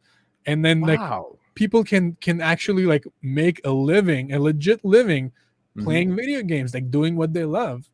Like I Yeah. saw a Jim Joker said, "What's wrong with cartoons and video games?" Like absolutely nothing. Oh, I need to Nothing pull is up wrong with and that. pay attention to that. Yeah. Hey, sorry, we didn't mean to neglect you guys. I had the comments tab off there, but yeah, nothing's wrong with that, Gary. Nothing's wrong with that. I love that. Thanks for bringing that up. And shout out to everybody watching, Chris, Gary, Nathan. We appreciate you being here. Like, thanks for tuning in on this Friday night, you know? And like, think about esports, man. Like it's already huge and popular. Mhm. Like once you start throwing NFTs into the mix, just forget about it, man. Like this is the future. Like it's inevitable. It in my mind, it's so clear to me that this is exactly what's gonna happen. And it's like I don't know, like I feel confused when people are, that are like my age, around the same like interests as me, also like played video games or like into tech and all that stuff, Mhm. and they just don't get NFTs. They're like, I don't get it. It like legitimately confuses me. Like, how are you not seeing like what I'm seeing? Like to me, it's just so obvious. It's so clear that this is exactly what's going to happen. How like every single event ticket will be an NFT. Like every single subscription to any service will be an NFT. You'll get access to the service because you have the token. Mhm. And then when you no longer need the service, you sell the token and you get your money back. And then the service that issued that token gets that royalty. Like it makes so much sense to me. Yeah, But me too. Like, I don't know, man. and I experienced that too. I don't know if I've told you, but I am making that shift out of IT permanently after these next 30 days. Well, really, like 2 weeks, really. But I did schedule some big jobs in October because that's going to help me fund some things and fund Monkey Bites and pay people out of pocket. Yeah, speaking of Monkey Bites, like how is that going, man? Like what's So it's going good. It's going good, man. So the project itself, as you learned, was massive. It was yeah. just so massive, and Scott and I had the utmost confidence that we could execute ourselves. But through trial and error, through just starting, we soon realized that Scott's interest was focusing on his skill set of photography. So we parted ways mutually. We're still on very good terms, very good friends, on that front. And he's still always going to be an honorary lead monkey. Don't get me wrong. But now, that's allowed me to take a step back and consult with the founders, the 6 OGs who have supported the project to date, since launch. And we all agreed to focus on my strength and what really started this project, which was the miners fund. But we're going to one up it. So we've made some adjustments to the strategy of Monkey Bites. And instead of doing it all at once, we're going to break it down into 7 more manageable steps, one NFT project at a time. Nice. And I already have, I had a great conversation. I did an IT gig earlier for a CEO of this construction company. He's done a lot of traveling. We started talking about traveling. He gave me I'm going to talk to you off air about it because I would love to see if you'd like to get involved. Yeah. The proceeds would pretty much almost 100% go to a certain cause that has just been overlooked for decades. And I think that this technology is really going to change the lives of millions of people. That's exciting. And I haven't seen another NFT project, I don't want to say pitch, but want to build a project around giving back to this community. So Nice. Yeah, dude, like absolutely, let's talk. Because like I told you in the very beginning, like I definitely am planning on getting a Monkey Bite token. I don't know I appreciate it, man. when it will happen. I know that it will happen again. Mhm. Like I know I'm not, there's no rush for me. Like it's not, Exactly. It's a it's not long-term thing. it's not minting now and it's gonna be gone in 5 minutes. Like I know I have time. I know like you're gonna take your time to like really, strategize and pivot and rethink if like as needed, like you just said that you did. And yeah, like I fully want to support like you and your project. I think it's awesome what you're doing. It's probably one of my favorite projects that are out there because I of appreciate that, man. how unique that is, and then how massive it is. You know, like it's a big thing to take on, and you know, like, I again resonate with that because you know I don't know how much I've talked to you about uh, like the long-term goals and plans with the Guardians of the Underworld, uh, but it's very Very little. Yeah. I've watched some interviews, but not too much in depth. right. Yeah, I mean, I haven't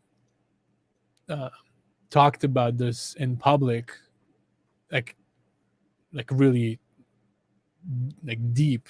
I've mentioned that I'm working on a game around the project, but that's like literally all that I've said, and there's like so much more to it. But again, like I just don't want to, you know, say too much and then have someone else like take that idea and run with it, because I think it's a really unique idea. I think it's gonna be something that never been done before. Ooh. And again, it's a massive undertaking, and like it's just me, right? Like I don't have a team. I still have a full-time job and I have my family, so I only get like, I don't know, 3 to 5 hours every night to actually like work on all of this stuff that I'm working on.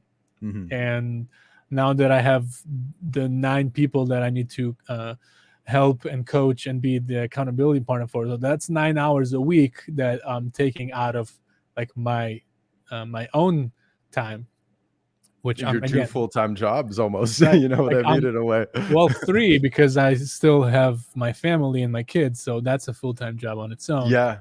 So yeah, man. And then on top Yeah, of you're a the superhero, bro. Shout out Chris. I'm not though, man. I'm not a superhero. Like again, like I'm just a dude that has a dream, and I just show up every day and do the best that I can do. Like, and that's all that it is.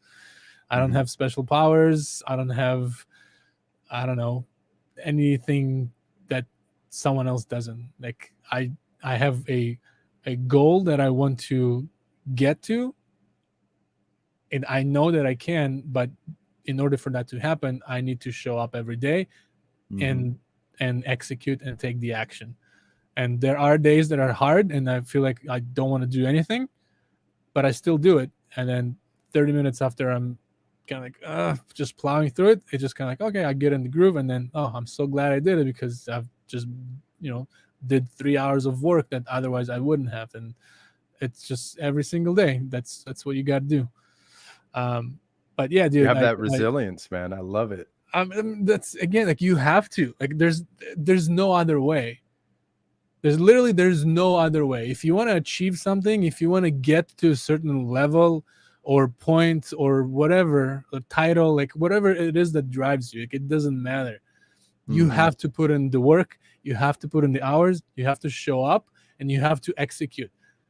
If you don't do that, nothing will happen. Again, common 1000. sense. Like common Right? sense, you know? Practical. Like, I don't know, if you lift a dumbbell that weighs 20 pounds every day for I don't know, 10 minutes for 10 years, it is inevitable that you're going to be strong and you're going to have muscles, right? Like, it's common sense. And you can't just go from that 20 to an 80, right? You have to work on it incrementally, day by day by day. Consistency. Little bits at a time. Consistency is the key here. And that is, you can apply that to literally anything in life. Like if you think about like your relationship life, right, and like your love life, your family life, you don't just go from like 0 to 100. It's the little things that count. Like when your partner doesn't feel well, like what do? Right? Like, are you just there for them or are you not? Even like not saying anything, just being there for your partner when they need it. Or just like, saying I love you in the morning when you wake up, and I don't know, cuddling for 5 minutes instead of waking up and checking your notifications on your phone, like things like that. It's the little things, but it's consistency, you know. Like you have to be consistent. You have to do it every single day, and then you will start to see progress. You'll start to see things happening because you're showing up, you're doing the work, you're taking one step at a time. So if you take one step, it's not going to get you that far. Take 2 steps, it's not really far either. But you know, if you take 1,000 of those little steps and then look back and be like, oh fuck, I can barely see where I started. You know? Yep. And that's it. Like that's all you have to remember. Anytime you feel like, hey, you know what, like I don't feel like doing it, like we're like, okay, well, I'm gonna be in the same spot tomorrow if I don't do the things that I need to do today. And then just do it every day, and that's it. Like it's I'll tell you, like life is pretty fucking simple, man. Thank you for saying that. I've tried to tell a few people, like friends, that I never try to overstep, but like those childhood friends you grow up with, right? You get in a certain conversation and you try to share something like we talk about that is common sense or it's practical to think about, but they can't even fathom. And going back to, you know, it's a lot of it's fear, you know, or maybe the unwillingness to just want to look at it through a new perspective. Yeah, man. Like we are our own biggest enemy and our own biggest blocker. Again, like, you know, we've talked about it in previously, but like nothing else can do things for you. Nobody else can do things for you. It's 1000%, man. Like literally what Chris just said. Like life is so simple, we complicate it. We overthink. We overcomplicate everything. Like literally everything.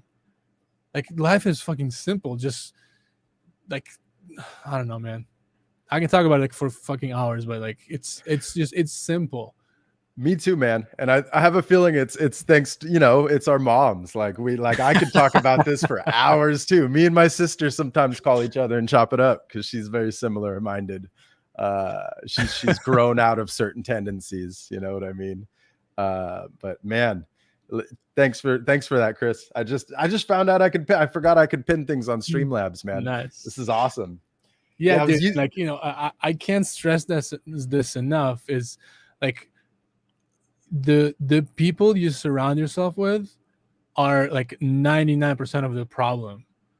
Because if you don't have people around you who are kind and supportive and encouraging and like provide good vibes, good energy, like remove those people from your life. I don't care who they are. It can be your best friends that you grew up with. It can be your like favorite cousin. It can be your neighbor. Like it doesn't matter. If the people in your life don't bring you value, if they don't make your life better, like they shouldn't be in your life. I will admit, man, like I don't think I've ever said this on a live stream, and I don't tell too many people, but I've cut my own family out of my life. And that I'm not trying to talk negatively on them. It's just there's certain family dynamics with each family that are always unique. Absolutely. And, you know, any given sibling or part of the family could have certain feelings and perspectives. And I see things a certain way, and most others see things a different way. And I realized that for me to expand and really grow, I had to distance myself. So we live like 30, 40 minutes apart. All my family, well, not all my family, my immediate family, right? Everybody else is in Portugal or Brazil. Yeah. But there was 1 year where, it was just under 12 months. Didn't see him. Didn't talk to him. I'm over exaggerating. I did briefly just touch base via phone, but that was it. Physically did not see them. And I'll tell you what, I made the most progress I've ever made in life that year. On myself. You know, I had to set those, like Chris is saying here, man. I love this. Boundaries are paramount, even with those most loved ones that you can trust with all your secrets and fears. Like, sometimes you got to distance yourself from them. 100%, man. 100%. And And again, I like, say that with a heavy heart because I no, love my parents so much. I agree with you. And like to that point, like when I say like remove those people from your life, I don't mean like, disappear and not see or talk to them ever again. Like that's not what I'm saying. What I'm saying is, like you brought that example. Like I have really good friends. Like I have a very close group of friends back in Israel that like we all grew up together. Like we've known each other since like we were 10 years old, and up to this day, like they're all like together all the time. Anytime there's an event, like they're all there. Like it's a very very close tight group of friends, right? So like we've been through everything together. But there are people in that group of friends who are they don't bring value to my life. Like they don't make me be a better version of me. They make me doubt myself. They make me feel that fear and that shame and that like you didn't like that, like, oh, maybe I shouldn't do that. Oh, like you think my art looks like stupid, or like you think like my song doesn't sound good, like, and like that's kind of like the energy that they radiate, right?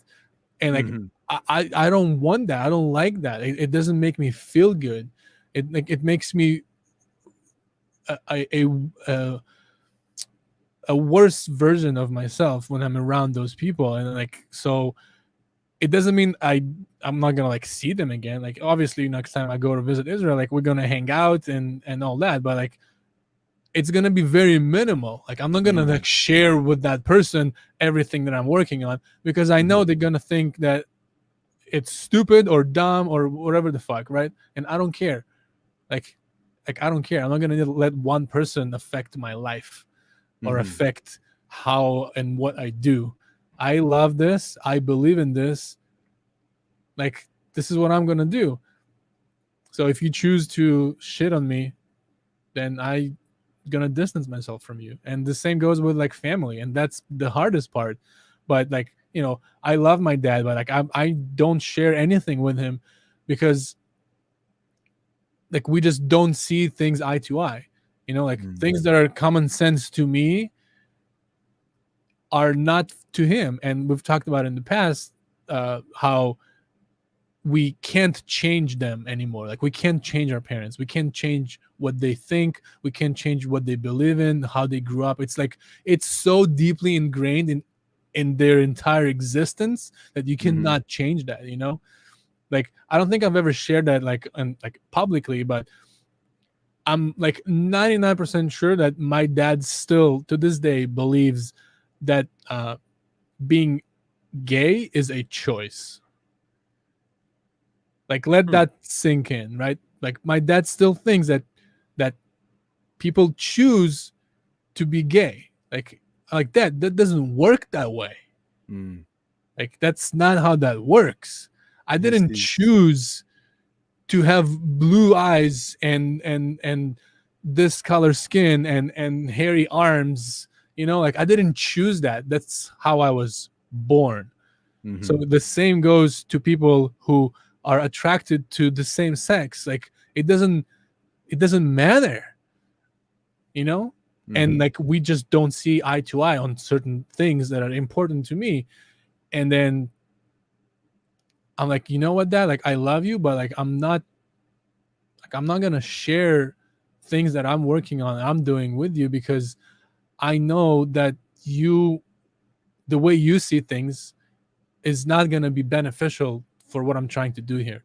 Like you're not gonna support and push me and encourage me. You're probably gonna try and tell me why this is not gonna work or why this is dumb, or like not even understand that. And just like, again, like I don't want to go on too deep on that because it's. I'm glad you brought it up, man, because my mom, like my dad, I've since rebuilt the bridges, right? So we talk about a lot. But as we said earlier, there's certain things I can't share with my mom. But my dad's very similar. I don't know if it's just the old age males from the old country or from wherever they're from, right? Yeah, it's like it's their generation. They have their viewpoint on something, and they don't care about anybody else's perspective. They believe what they believe, and they're static to that And they thought. think they're right and everybody else is wrong. Yeah. And hopefully, they grow older and realize my dad hasn't reached the age yet. Maybe he has. Maybe I'm not giving him the benefit of the doubt, but just to start to understand that, what, it's not what you think it is. You know what I mean? Like, you don't always have to judge. At the end of the day, I pinned it. We're all human, man. Like, we are all here together. We are all brothers and sisters. We're all family in some way, shape, or form. You know what I mean? Again, back to like life is simple and like everything is so fucking simple. Just think about if every single human being, go back to it. If every single human being on earth just for themselves, right? Just fucking ignore everything else. Like literally, like you are alone. It's just you and the world. Because if you really think about it, like that's what it is. Right? It really is. It really is. Like, right? It's you, like from your point of view, your perception of the world, of reality, like that is your world. Like your world is not the same as my world. Anyway, but my point is, if every single human on earth just for themselves thought about like this, like life is so simple and we complicate it, and that we're all human. And like really just really go deep on that, and just like almost like a mantra, just like keep saying that in your head, like we're all human, we're all the same, all of us, no matter where we come from, who we are, how we look like, where we grew up, what language we speak, like none of that is relevant.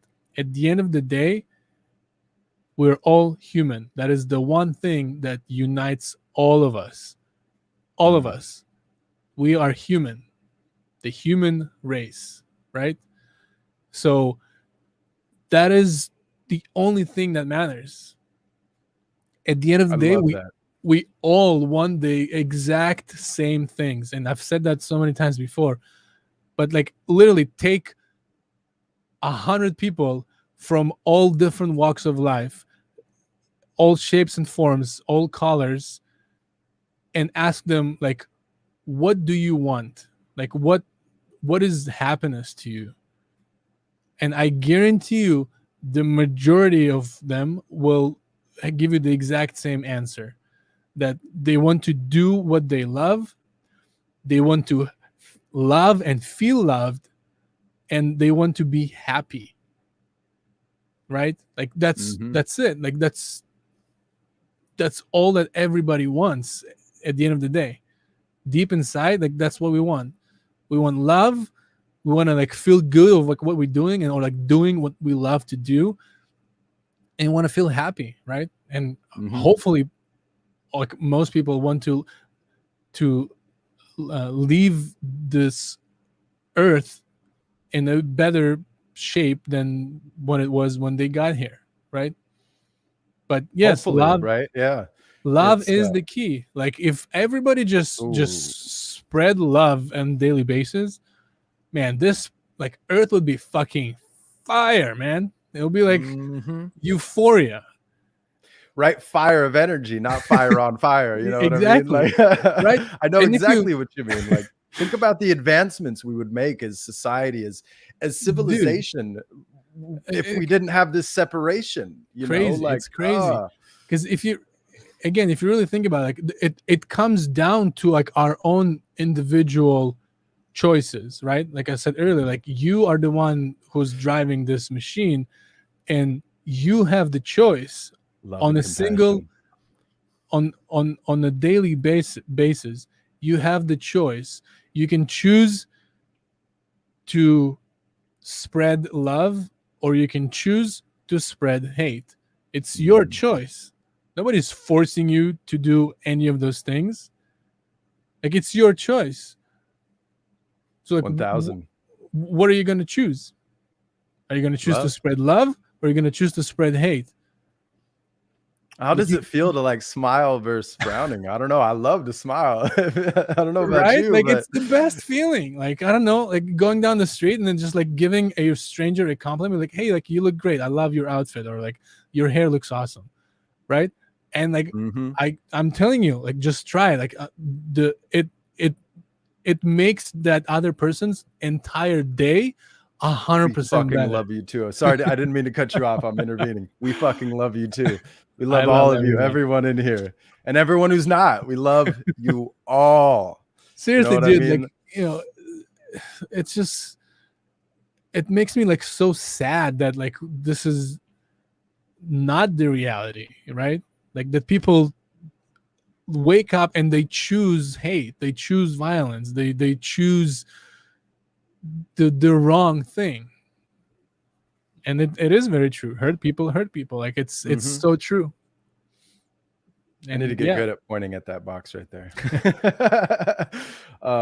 Dude, I couldn't agree more on that front. I have, I don't know if I've ever shared I have 7 agreements. They're kind of like my mantras in a way. I write them in a journal every morning.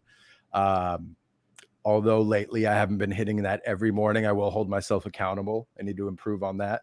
But I've also spent countless years writing it every day to the point where it's memorized. But I love that it's been brought up. But my 6th agreement is cultivate compassion and understanding, which in a way is another way of saying empathy. Be more empathetic, right? Be more understanding. And even if you don't understand, respect that not everybody's situation is going to be the same as yours. So of course. you never know what a certain person's going through. So approach everybody with the same mindset of just being there for them, being compassionate, being understanding of, regardless of why they say no or why they say yes, understand that we're all human beings, and you can't take things personally, which is another agreement. Yeah. But I just love that that was brought up, Yeah, man. I and mean, I wanted to share that. thank you. Like we're all fighting our own battles. Like you fighting your own battle that I know nothing about, or Mhm. anyone else on the street that might see you and make assumptions about you because the way you look, or because you have tattoos on your arms, or because you have dreads, right? Like they make assumptions without All knowing day, a all day, single thing about you. all Like day. they know nothing about you, but in their head they already created this like image of who you are, what your past is, what you like to do, and like what your future looks like in Mhm. seconds. Like that's fucking crazy, man. I got to segue into this because we were talking about our parents and how strict they were. My first visible tattoo was this turtle. It was this turtle. It was my first stretch of becoming this digital nomad that I wanted to become. I never actually, and I'm going to segue into this, I never actually finished that journey. And that journey is going to continue here this coming year, which is just fucking amazing. I love it. But to get back to the point of the squirrel moment, so to speak, I came back and my dad picked me up from the airport. Parents, they wanted to see me. I was gone for a couple months. And his words were, "Are you fucking kidding me? You're going to regret that." And I'm Wow. like, "Oh shit, that was heavy." We're in the car, you know what I mean? Like no music. This was the conversation. And I'm like, "I'm going to regret it." It's like, think of what your clients are going to think. This was before like I really, really grew my business. Think of what your clients are going to say, blah, blah, blah. Think of X, Y, and Z. And I'm like, Oh my Dad, god. we don't see things the same way, and I don't think I'm going to lose any business because of this. And as a matter of fact, like I was more approachable and relatable to a lot of my clients because they were curious, because every piece has a story. This Exactly. arm is a travel arm, so every tattoo you see comes from a new country, as well as part of my legs. And then, but this is my memorial arm. So every single piece, I didn't get things randomly. You know what I Right. mean? Everything has a purpose. And oddly enough, like there were some like almost predefined layouts in a way that I tweaked, but a lot of them were, I came up with the idea, I shared it with the artist. They asked why, I shared the why so that they can gain a better understanding of my life and what I wanted on that piece. So I was just like torn, and I'm like going back to going back to the conversation is like, our parents, they see things through their lens, and we got to love them for who they are, and maybe wear a long sleeve next time and not show it to them until they're ready. You know what I mean? Like, Yeah. but it needed to happen at that moment in time, because I'm not gonna lie, like, my dad, he's my mentor. The reason I'm here, the reason I know any of this shit is because he taught me how to build a computer when I was 6, or a server. And I grew up in this environment. So I look up to him, and in a way, like, I got home that evening and I was hurt. I was hurt a little bit, man. I was a little depressed, and I was like, is he right? You know, is he right? I kind of doubted myself for a split 100%. second. Dude, like that's exactly my point of like one comment like that, and it's like could potentially like ripple and change the entire trajectory of your life because of that one comment, like by the people who you're supposed to trust and love the most, like your parents, the people who gave you the gift of life, right? But then like they come up with this like, oh, like what the fuck are you doing? Like you're gonna regret this, or like this is gonna like cause you trouble, or you're gonna lose business or whatever, right? Like whatever the comment might be. Like it's so crazy, and like I'd never want to be that type of parent.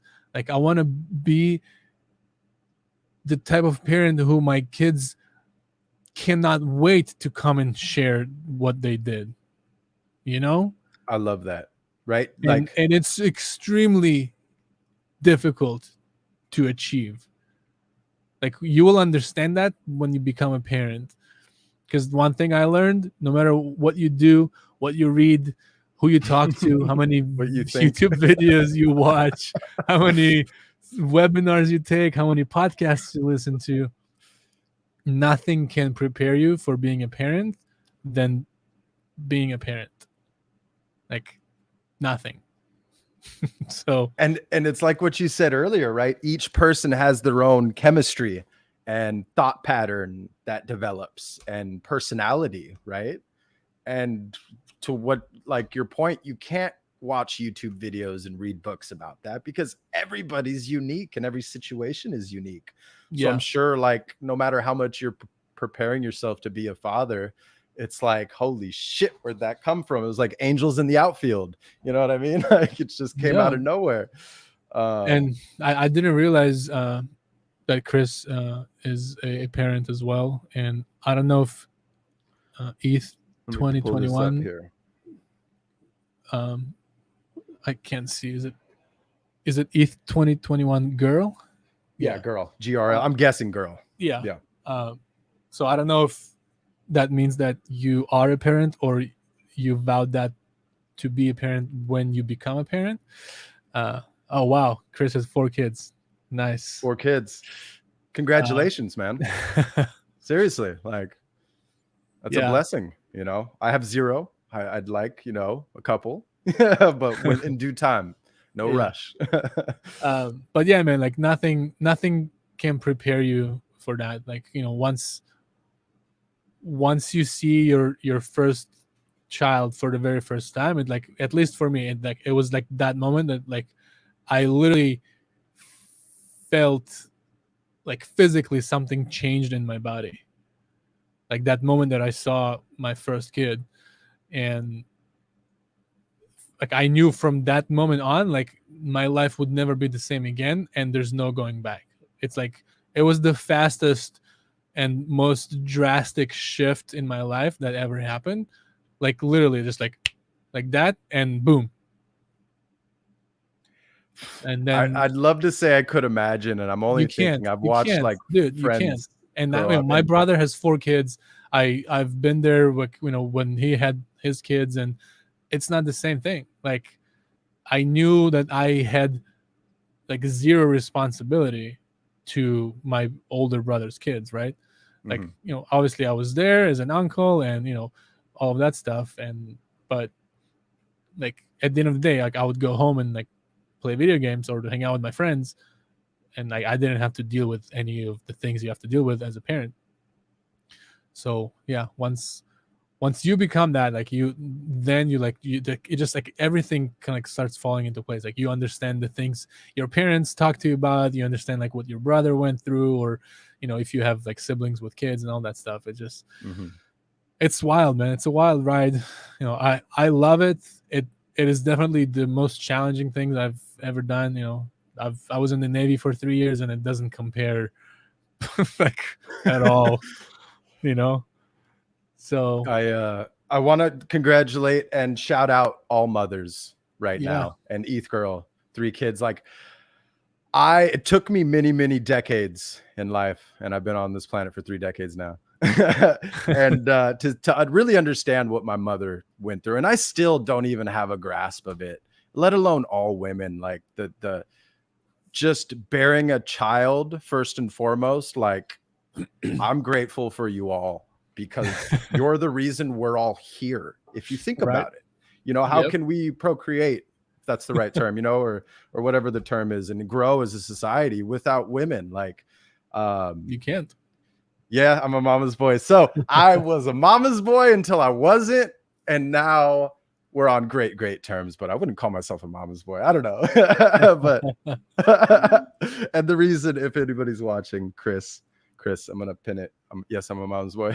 But then let's also Nice. acknowledge the fathers, because you know what? Like they're both hard jobs, I feel like. And I say this as neither one, you know what I mean? But No, 100%, man. And I feel like I don't want to like compare, but like both roles have their own different challenges.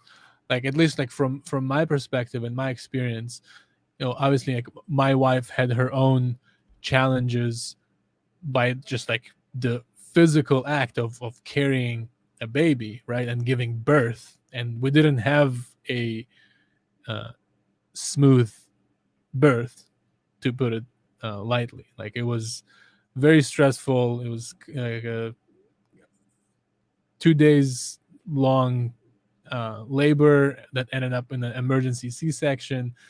So it wasn't a smooth start to the journey. Like it was very stressful. But on top of that, and then obviously the mother is like the primary main caretaker, right? Like she is like, if there's no mom, like the child will literally die, because they need the mom to survive. And like from like the dad's side, and I feel like it's not being brought up or talked about as much, but like the challenge is very different in the terms of like you are there simply as like a tool, or like a utility to help the mom like through like those first like 6, 9, 12 months. Like personally for me, that was really challenging, because I was giving so much of myself, but then like getting nothing in return, because the baby, all they want is their mom. Like they want the boob, they want to be rocked and be fed, and like having that like mom and child connection and touch. And like I didn't get any of that. So like for me, it was just like so challenging to like, okay, cool, so like now I don't have my partner anymore, we can't hang out and like smoke pot and watch TV shows like we used to. Like my kid only wants to hang out with the mom, and I have to like clean and cook and take care of everything and everyone and do the shopping and all that stuff, which I love doing that. But then like at the end of the day, like, okay, like what about the dad? Like where is the dad in this whole picture? So like for me, like the first year of our first kid was like really like mentally challenging.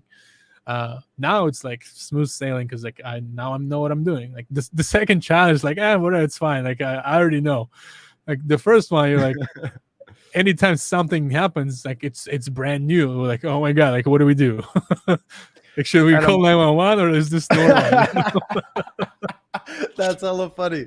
My best friend growing up, one of my best friends growing up, he's got 2 daughters who are both, or one's my goddaughter, but I got in the habit of calling them both my goddaughters. Yeah. And they went through a similar thing, right? I remember the first one, which was my goddaughter, Isabel. Every little thing was like, oh my god, we gotta say, blah, blah, blah, blah, blah, blah. And I would like stay with them occasionally, because they're, I would always love to go up there in Roner Park, which is just right. And come baby number 2, oh no, it's fine. Like they Yep. understand that it's not It's all so fine. They're live. serious. Like they have that experience of like certain things that babies do, which I wasn't there all day every day. You know what I mean? But I saw this firsthand. Not to mention the hormonal effects mom has to Yeah. go through. Yeah. And like on that note, so I'm sure as a couple, you guys, and correct me if I'm wrong, through communication after the first child, you learned about, maybe you shared those feelings and learned that, hey, like, you know, I would have felt a little differently if X, Y, and Z was in the loop, or like, you know what I mean? Like if we had that 5 minutes to actually talk throughout the day and not Yeah. always just, I don't know. Did you guys create any new habits after the first kid to like really improve the communication and just that one-on-one time between you two? In a way, I think it just happened more organically than us trying to like, you know, schedule something. Or like be mindful of like, hey, we got to talk about this type of thing. It Yeah, just happened I think we naturally. were just like more aware of like, hey, yes, we have kids now, but we still have to like spend time together, like just us. It's not gonna be the same as it used to be, like because like nothing is the same after you have kids. So I hear. Like, I mean, it's just the reality, right? But yeah, like we're like, yeah, we, you know, we, if we want to make this work as a family, like we gotta put in the work. We gotta talk about things. We gotta like, you know, dedicate time to actually work on our relationship and like spend time just us, to like connect, to like have those feelings and just like spend time together, right? Yeah. So yeah, I don't think we like did anything like specific. It just kind of like happened organically. But like the second child was like leaps and bounds easier in terms of like, you know, getting ready for the birth and then the actual birth and like everything that happened after. It was just kind of like, cool, like we've been through this, we know what to expect, we know what to do if things go not how we expect them to go, right?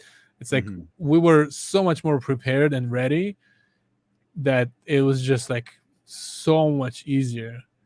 It's like we got home, like you know, after the delivery and everything, like we got home and, you know, put Felix to sleep, and the older one was asleep as well, and it was kind of like, cool, I guess we have 2 kids now. Like, all right, cool. Like not a whole lot changed. Like we have like a crib and like some more diapers and stuff, and but you know, overall just like not a whole lot changed. So But yeah, I could imagine like much there was easier. less of that anxiety, right, through certain Yeah. steps that you had already gone through together. My Oh, wife I is my love that, best Chris. friend. I'm gonna pull this up here. I really love that. Isn't that what our partner's supposed to be? You know what I mean? Our better half in this world is our best friend, that I mean, confidant yeah, that we this can is like rely on. textbook, like perfect couple right there. And I don't like to use the word perfect because nothing is perfect. I don't believe in perfect. It doesn't exist. There's different But it's perceptions of that word. right. You know what I But mean? you know, Like, it's kind of like, yeah, this is like that is how relationships should be. But you know, we all know that unfortunately that's not the I really case. love that right there. Thanks for sharing, Chris. It's awesome. Like, Also, like, it hits can close to home right there. whoever's watching, can you make sure you like share your socials, because I want to make sure I'm following everyone. Sometimes Yes. I feel like people have different nicknames on like different platforms, so like I don't know who people are. I've noticed that too. Because like there are names slightly like, we have a viewer. I'm not sure if he's still tuning in. Gary, pop your head up. He had a few different screen names across different platforms, so it took me a minute to figure out who it was. You know what I mean? And then, you know, like it's hard to like also remember all of those, right? My social security is in your inbox right now. You got it. Thanks, So man. this is new. We got social security numbers sliding into the DMs willingly, right? Usually that requires the scam to take place. Right. Can you also Gary. send me your Hi. seed phrase? Thanks. Hi. Right? Wait, no. You almost just made me I'm just agree with that kidding. on I know. I'm kidding. Don't I'm ever. kidding. I really wanted to hammer in on that. Oh, Do that. see, this is exactly what I'm talking about. Like, I know who Sarah Faye is. Like, but Yes, I'm very familiar with the screen name, Sarah. Yeah. Thank you for joining us. I know who Sarah I is. would have never guessed that was you, though, to be honest. I watched Sarah do amazing front flips the other day on her Yeah, Insta. shout out. I was like, holy shit. Like, I could not do that. Every time I tried, I fucking land on something, dislocate something. I stopped trying to do flips. So yeah, so this is my point exactly. Like, I had no idea that ETH 2021 girl was Sarah. You ain't getting my seed phrase. Yes. No. That was just a joke. Don't ever share your seed phrase with anyone. Yeah, don't. And not your private key either. So your private key is something that, if you guys aren't aware of, it's just going to look like a whole bunch of random numbers and text, cap, non-cap, some special characters, if I'm not mistaken. Do not share that either, because that allows a person to sweep your wallet, not just gain access, but sweep and transfer everything in one button. So please, I just wanted to hammer in on that, because I feel like absolutely, it's not spoken enough. We cannot stress this enough. Hey, and Chris, I had a guess that it was Chris Seagraves. Did I pronounce that right, Seagraves? But I didn't want to make the assumption. So shout out. Thanks for tuning in, man. I'm very familiar with these screen names. I love it. Thank you guys for being here. Have you liked it so far? I know it's supposed to be NFT Fridays, but we started talking background, and we went with the flow is what we did. I mean, that's what we do. You know what I mean? That's the best way to go. I feel like there's no other way, because any other way it could cause friction. You know what I mean? What is our good? What is our schedule like? Like, how long are we doing this? Oh, I was about to ask you, man. We are coming up on 2 hours. This is definitely twice as long as I normally do these. It's just like it was flowing, so I didn't want to stop it. I feel like we can end it whenever you want. I know it's getting late for you, so I have this little speed round closing questions idea, 7 quick questions to ask you. Yeah, let's do it. And we can do this again. And, dude, next time actually like talk about like NFTs and like projects and stuff. Cause I've been shopping in the last few days. Like I've bought into like 4 different projects, which I'm really excited about. So definitely we can talk about that maybe like in a few weeks if you're down. Dude, most definitely. I feel like we should do this more often. Yeah, I'm down. And I'd love to chat with you. We can jam, whether it's weekend, weekday, off air about some things. Yeah, about that idea, and that I'd love to hear about your idea too, if you'd want to share. Absolutely, yeah. If it's offline and not recorded, absolutely. Yeah, exactly. I'm the same way, right, about certain things. I can open the door a little bit more. Right. What's amazing, I just got to say, like that flow of that entire conversation, I really had 4 bullet points of like questions I wanted to bring up, and we naturally went through them all. So fucking nice. Beautiful. Can I get a let's fucking go? Let's fucking go. So before I ask these questions, I'd like you to take a moment to plug all your social accounts. That way I can put them in the YouTube bio and add all the proper links and necessary things. That way at the end of the speed round. What's the best way for me to do that? So, I can pull up everything on screen for you. We can kind of like do a little presentation here, and then I can pull up all of yours, or we can drop them in the comments, and then I'll simply link everything in the bio. That's usually how I do it. So I can just do that myself too. Actually, the easiest thing that you can do is if you go to, I love it. If you go to my Instagram right now. Let's go back to it.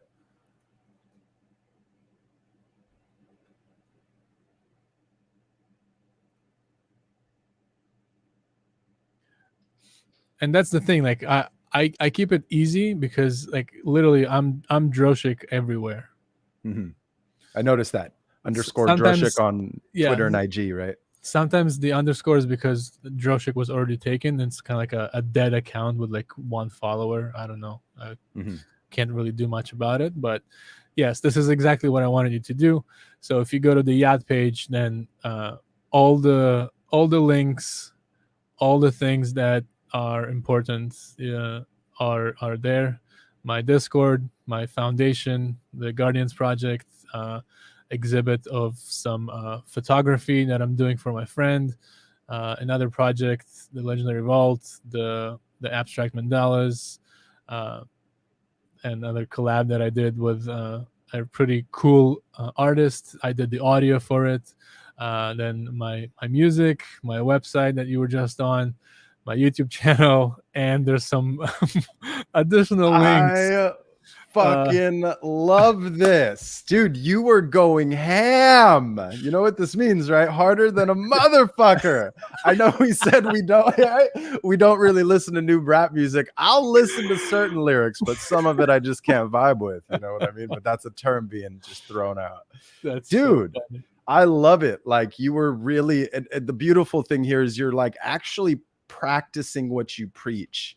You hold yourself accountable, it seems like. And man, I'm just so grateful to have made the connection. You know what I mean? So everybody watching, like I'll put all the links in the bio. I'll actually copy this right now and just post it here through the Streamlabs chat. So there's the yacht, which looks all percented out. This looks like a scam link, bro. I know. Don't click that. Click that. That'll take you to that. Nobody would ever click that. Like I don't know why they did it that way, but like if I got that link, I'd be like, I don't. No thanks. Cracks me up. See, I feel like it's just the link from IG. No, if we were to do this right here, this one will also, I think, take us there. So I'm then gonna it's just the way. No, it did it again. All right, so scratch that. Whatever. I mean, people know how to find me. Just search Droshik on Google, and you'll like the first page will be full of links that are related to me. Luckily, there are no imposters yet. I'm sure it's only a matter of time until I'll see like a fake account pretending to be me and claiming that there's a OnlyFans account. It's a matter of time, man. It's a matter of time. That's hilarious. Oh, so please sign in with your seed phrase. That's so hilarious, funny. Man. Jeez. All right. So I think we're going. Thank you guys, everybody, for tuning in. Thank you, Droshik. Like 2 hours, man. And it didn't feel great, like man. It. I love it. So I'm going to end it with some 7 speed questions and shout out. If you haven't made the introduction, How's Life Austin? He's the founder at the One Blue Land, which is like a financial NFT comic book, but it's more than that. He gave me this idea. So I love how these interactions with everybody in the community like has improved the stream and improved the communication and the overall connection. So I hope these. I'm nervous. Right. Just to make sure we're on the same page. So you're asking a question and I just have to give you like the first thing that comes to mind. So I love that you brought that up. So there's a few different types of questions. I'll just say favorite and a word, and you just respond with your favorite of that word. There's 3 questions where I give like an and, or, a 1 or a 2, and you just pick one or the other, like first one that you resonate with type of thing. Okay. What was the first thing? The favorite what? Can you repeat that? So it's going to be like favorite and then item, chances are, like favorite topic. And then like first thing that comes to mind with those 2 words. Okay. Like it's supposed to be a speed round. Oh, damn. And he originally like sent me like 20 questions. I shaved it down to 7 and I customized it a bit because 7's my number, and it's better. All right, here we go. Glass half empty or half full? Oh, half full. Quantity or quality? Quantity or what? Or quality? Quality. Perspective or clarity? Perspective. I love it. Favorite NFT? It could be your own. No, I wouldn't say my own. Favorite NFT, like VFriends. Fuck yeah. Favorite animal? Dog. May I ask what type? Because I'm a dog person. This is not a part of my questions. Um, there's Or any that breed, doesn't just matter. dogs. Just I love it. dogs. I love it. Likewise, man. Favorite number? 13. Ooh, I wouldn't have expected that, but I kind of would because you launched your project on the. No, I'm tripping. Scratch that. There's 13 Guardians with 13 copies of each. Oh, there are. I thought there was only 9 for some reason. No, there's 9. There's 9 Stargazers, That's but where I that was got it only mixed up. because I could only dedicate 9 hours a week for the project. Okay. Roger that. Okay, nice. I love it. And then, what's your favorite artist? Now, this one has an asterisk because you can either share whether it's creative or whether it's a genre of music, or maybe it's an artist that you may not vibe with the music, but you really love what they did for the industry or any given industry, like a game-changing artist. Favorite artist is Richie Hawtin. So I'm getting educated here. Who's Richie Hawtin? Hawtin? Richie Hawtin, Hawtin. Hawtin. He is the godfather of techno. Oh, He, Richie Hawtin. I like what he does to the industry as a whole.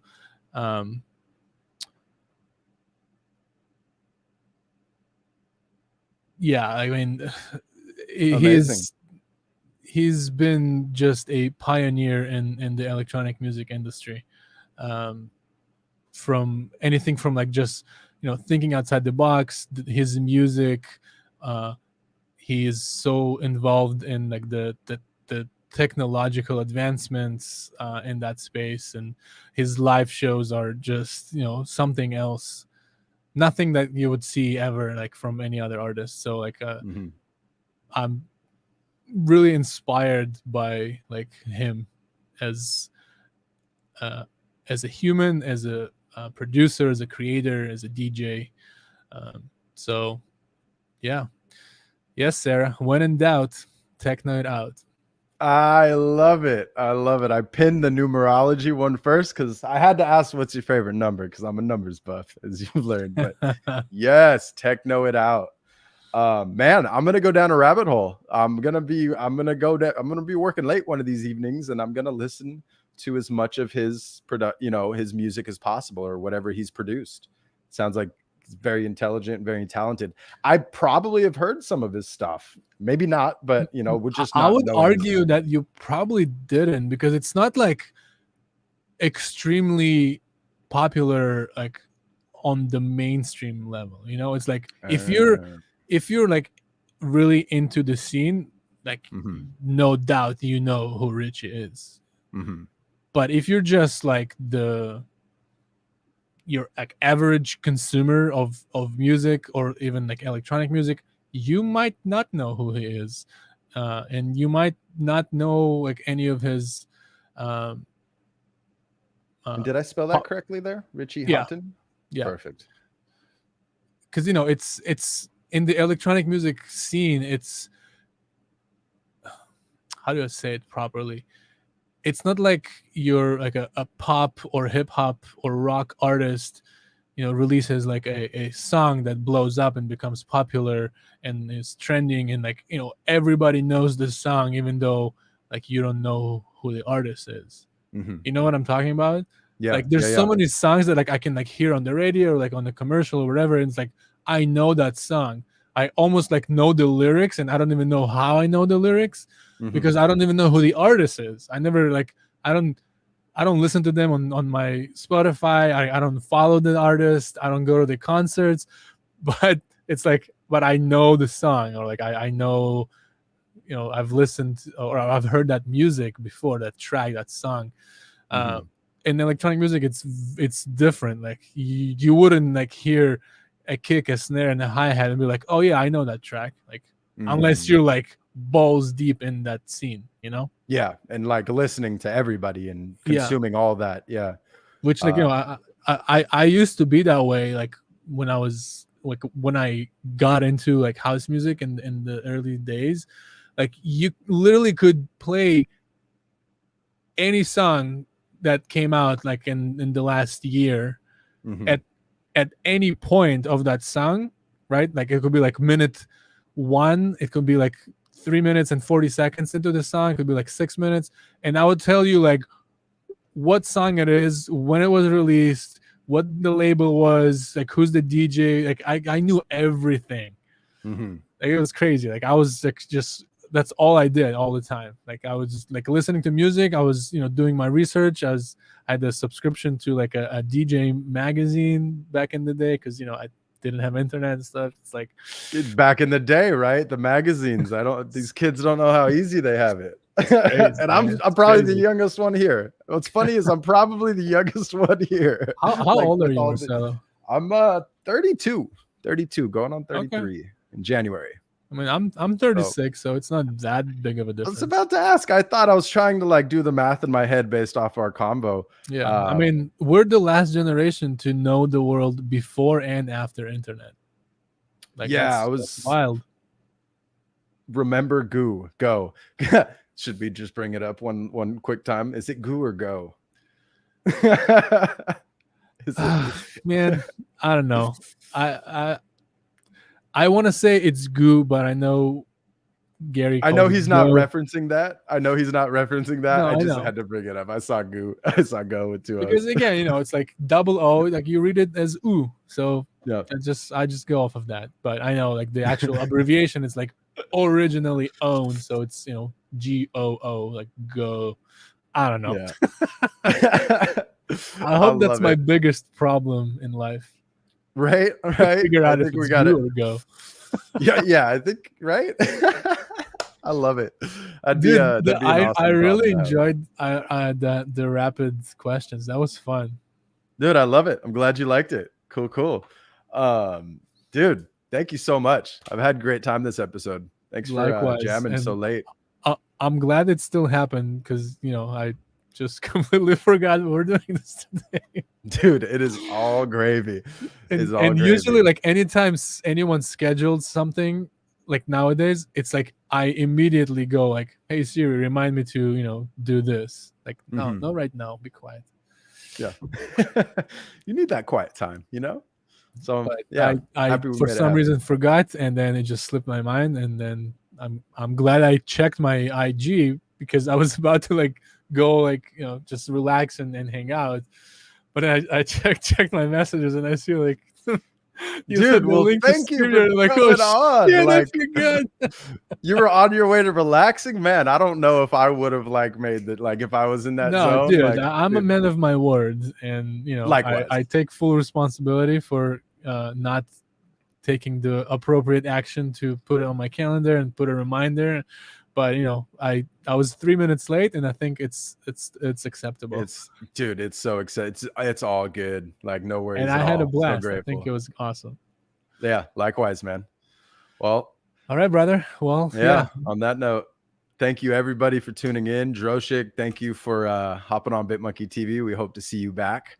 For anybody who missed it, please visit his Instagram if you want to stay in tune with everything Droshik's doing. I'm going to pull it up on the screen here really quickly. Please do. We got Droshik_Droshik. And then don't forget to check out his number 9 Stargazer is live. As much as I want to snag it, it's going to take me some time to snag it. So, I guess whoever gets to it first. But I'm looking forward to hearing more about your utility, man. I hope you have a great weekend. And is there any last things you want to say to the audience here? I do, man. I do. Did that just again, remember what we've talked about in the last 2 hours and change. Like, be kind. Choose spreading the love over spreading the hate, because you have the choice every day that you wake up. You can choose to do good and be good and spread good. So just do that. And remember that you can do anything. The only thing that's stopping you from doing whatever you want to do is you. Nothing else and nobody else. And let's fucking go. Let's fucking go. That's I was just you read my mind, dude. I love that. Much Dude, love well to said. everyone, and thanks Yeah. everyone who hung out with us. Chris and Sarah and Nathan, and I don't know who else I might miss. I can't really see Dream who. Joker is Gary. So shout out. Yeah, shout out everybody. And I don't see all the viewers. This new Streamlabs is weird. It doesn't show me how many people. It probably does. I'm just, I got to practice But more. whatever. Whoever hung out with us, thank you so much. I appreciate that you chose to spend your Friday nights with myself and Marcelo and listening to us and hanging out. And I appreciate you from the bottom of my heart. Thank Likewise, man. And well said. And thank you so much for your time. Thanks, Marcelo. It was awesome. Until next time. Yep. Until next time. Later, Peace. man. Peace, everybody. Have a good weekend. Much love. Yes. All right. Hey, I like Streamlabs. I'm just going to put a little quick note. Thank you. Thank you. Thank you. Appreciate you all for tuning in. Much love. Have a good weekend. Come back at you Monday. Peace.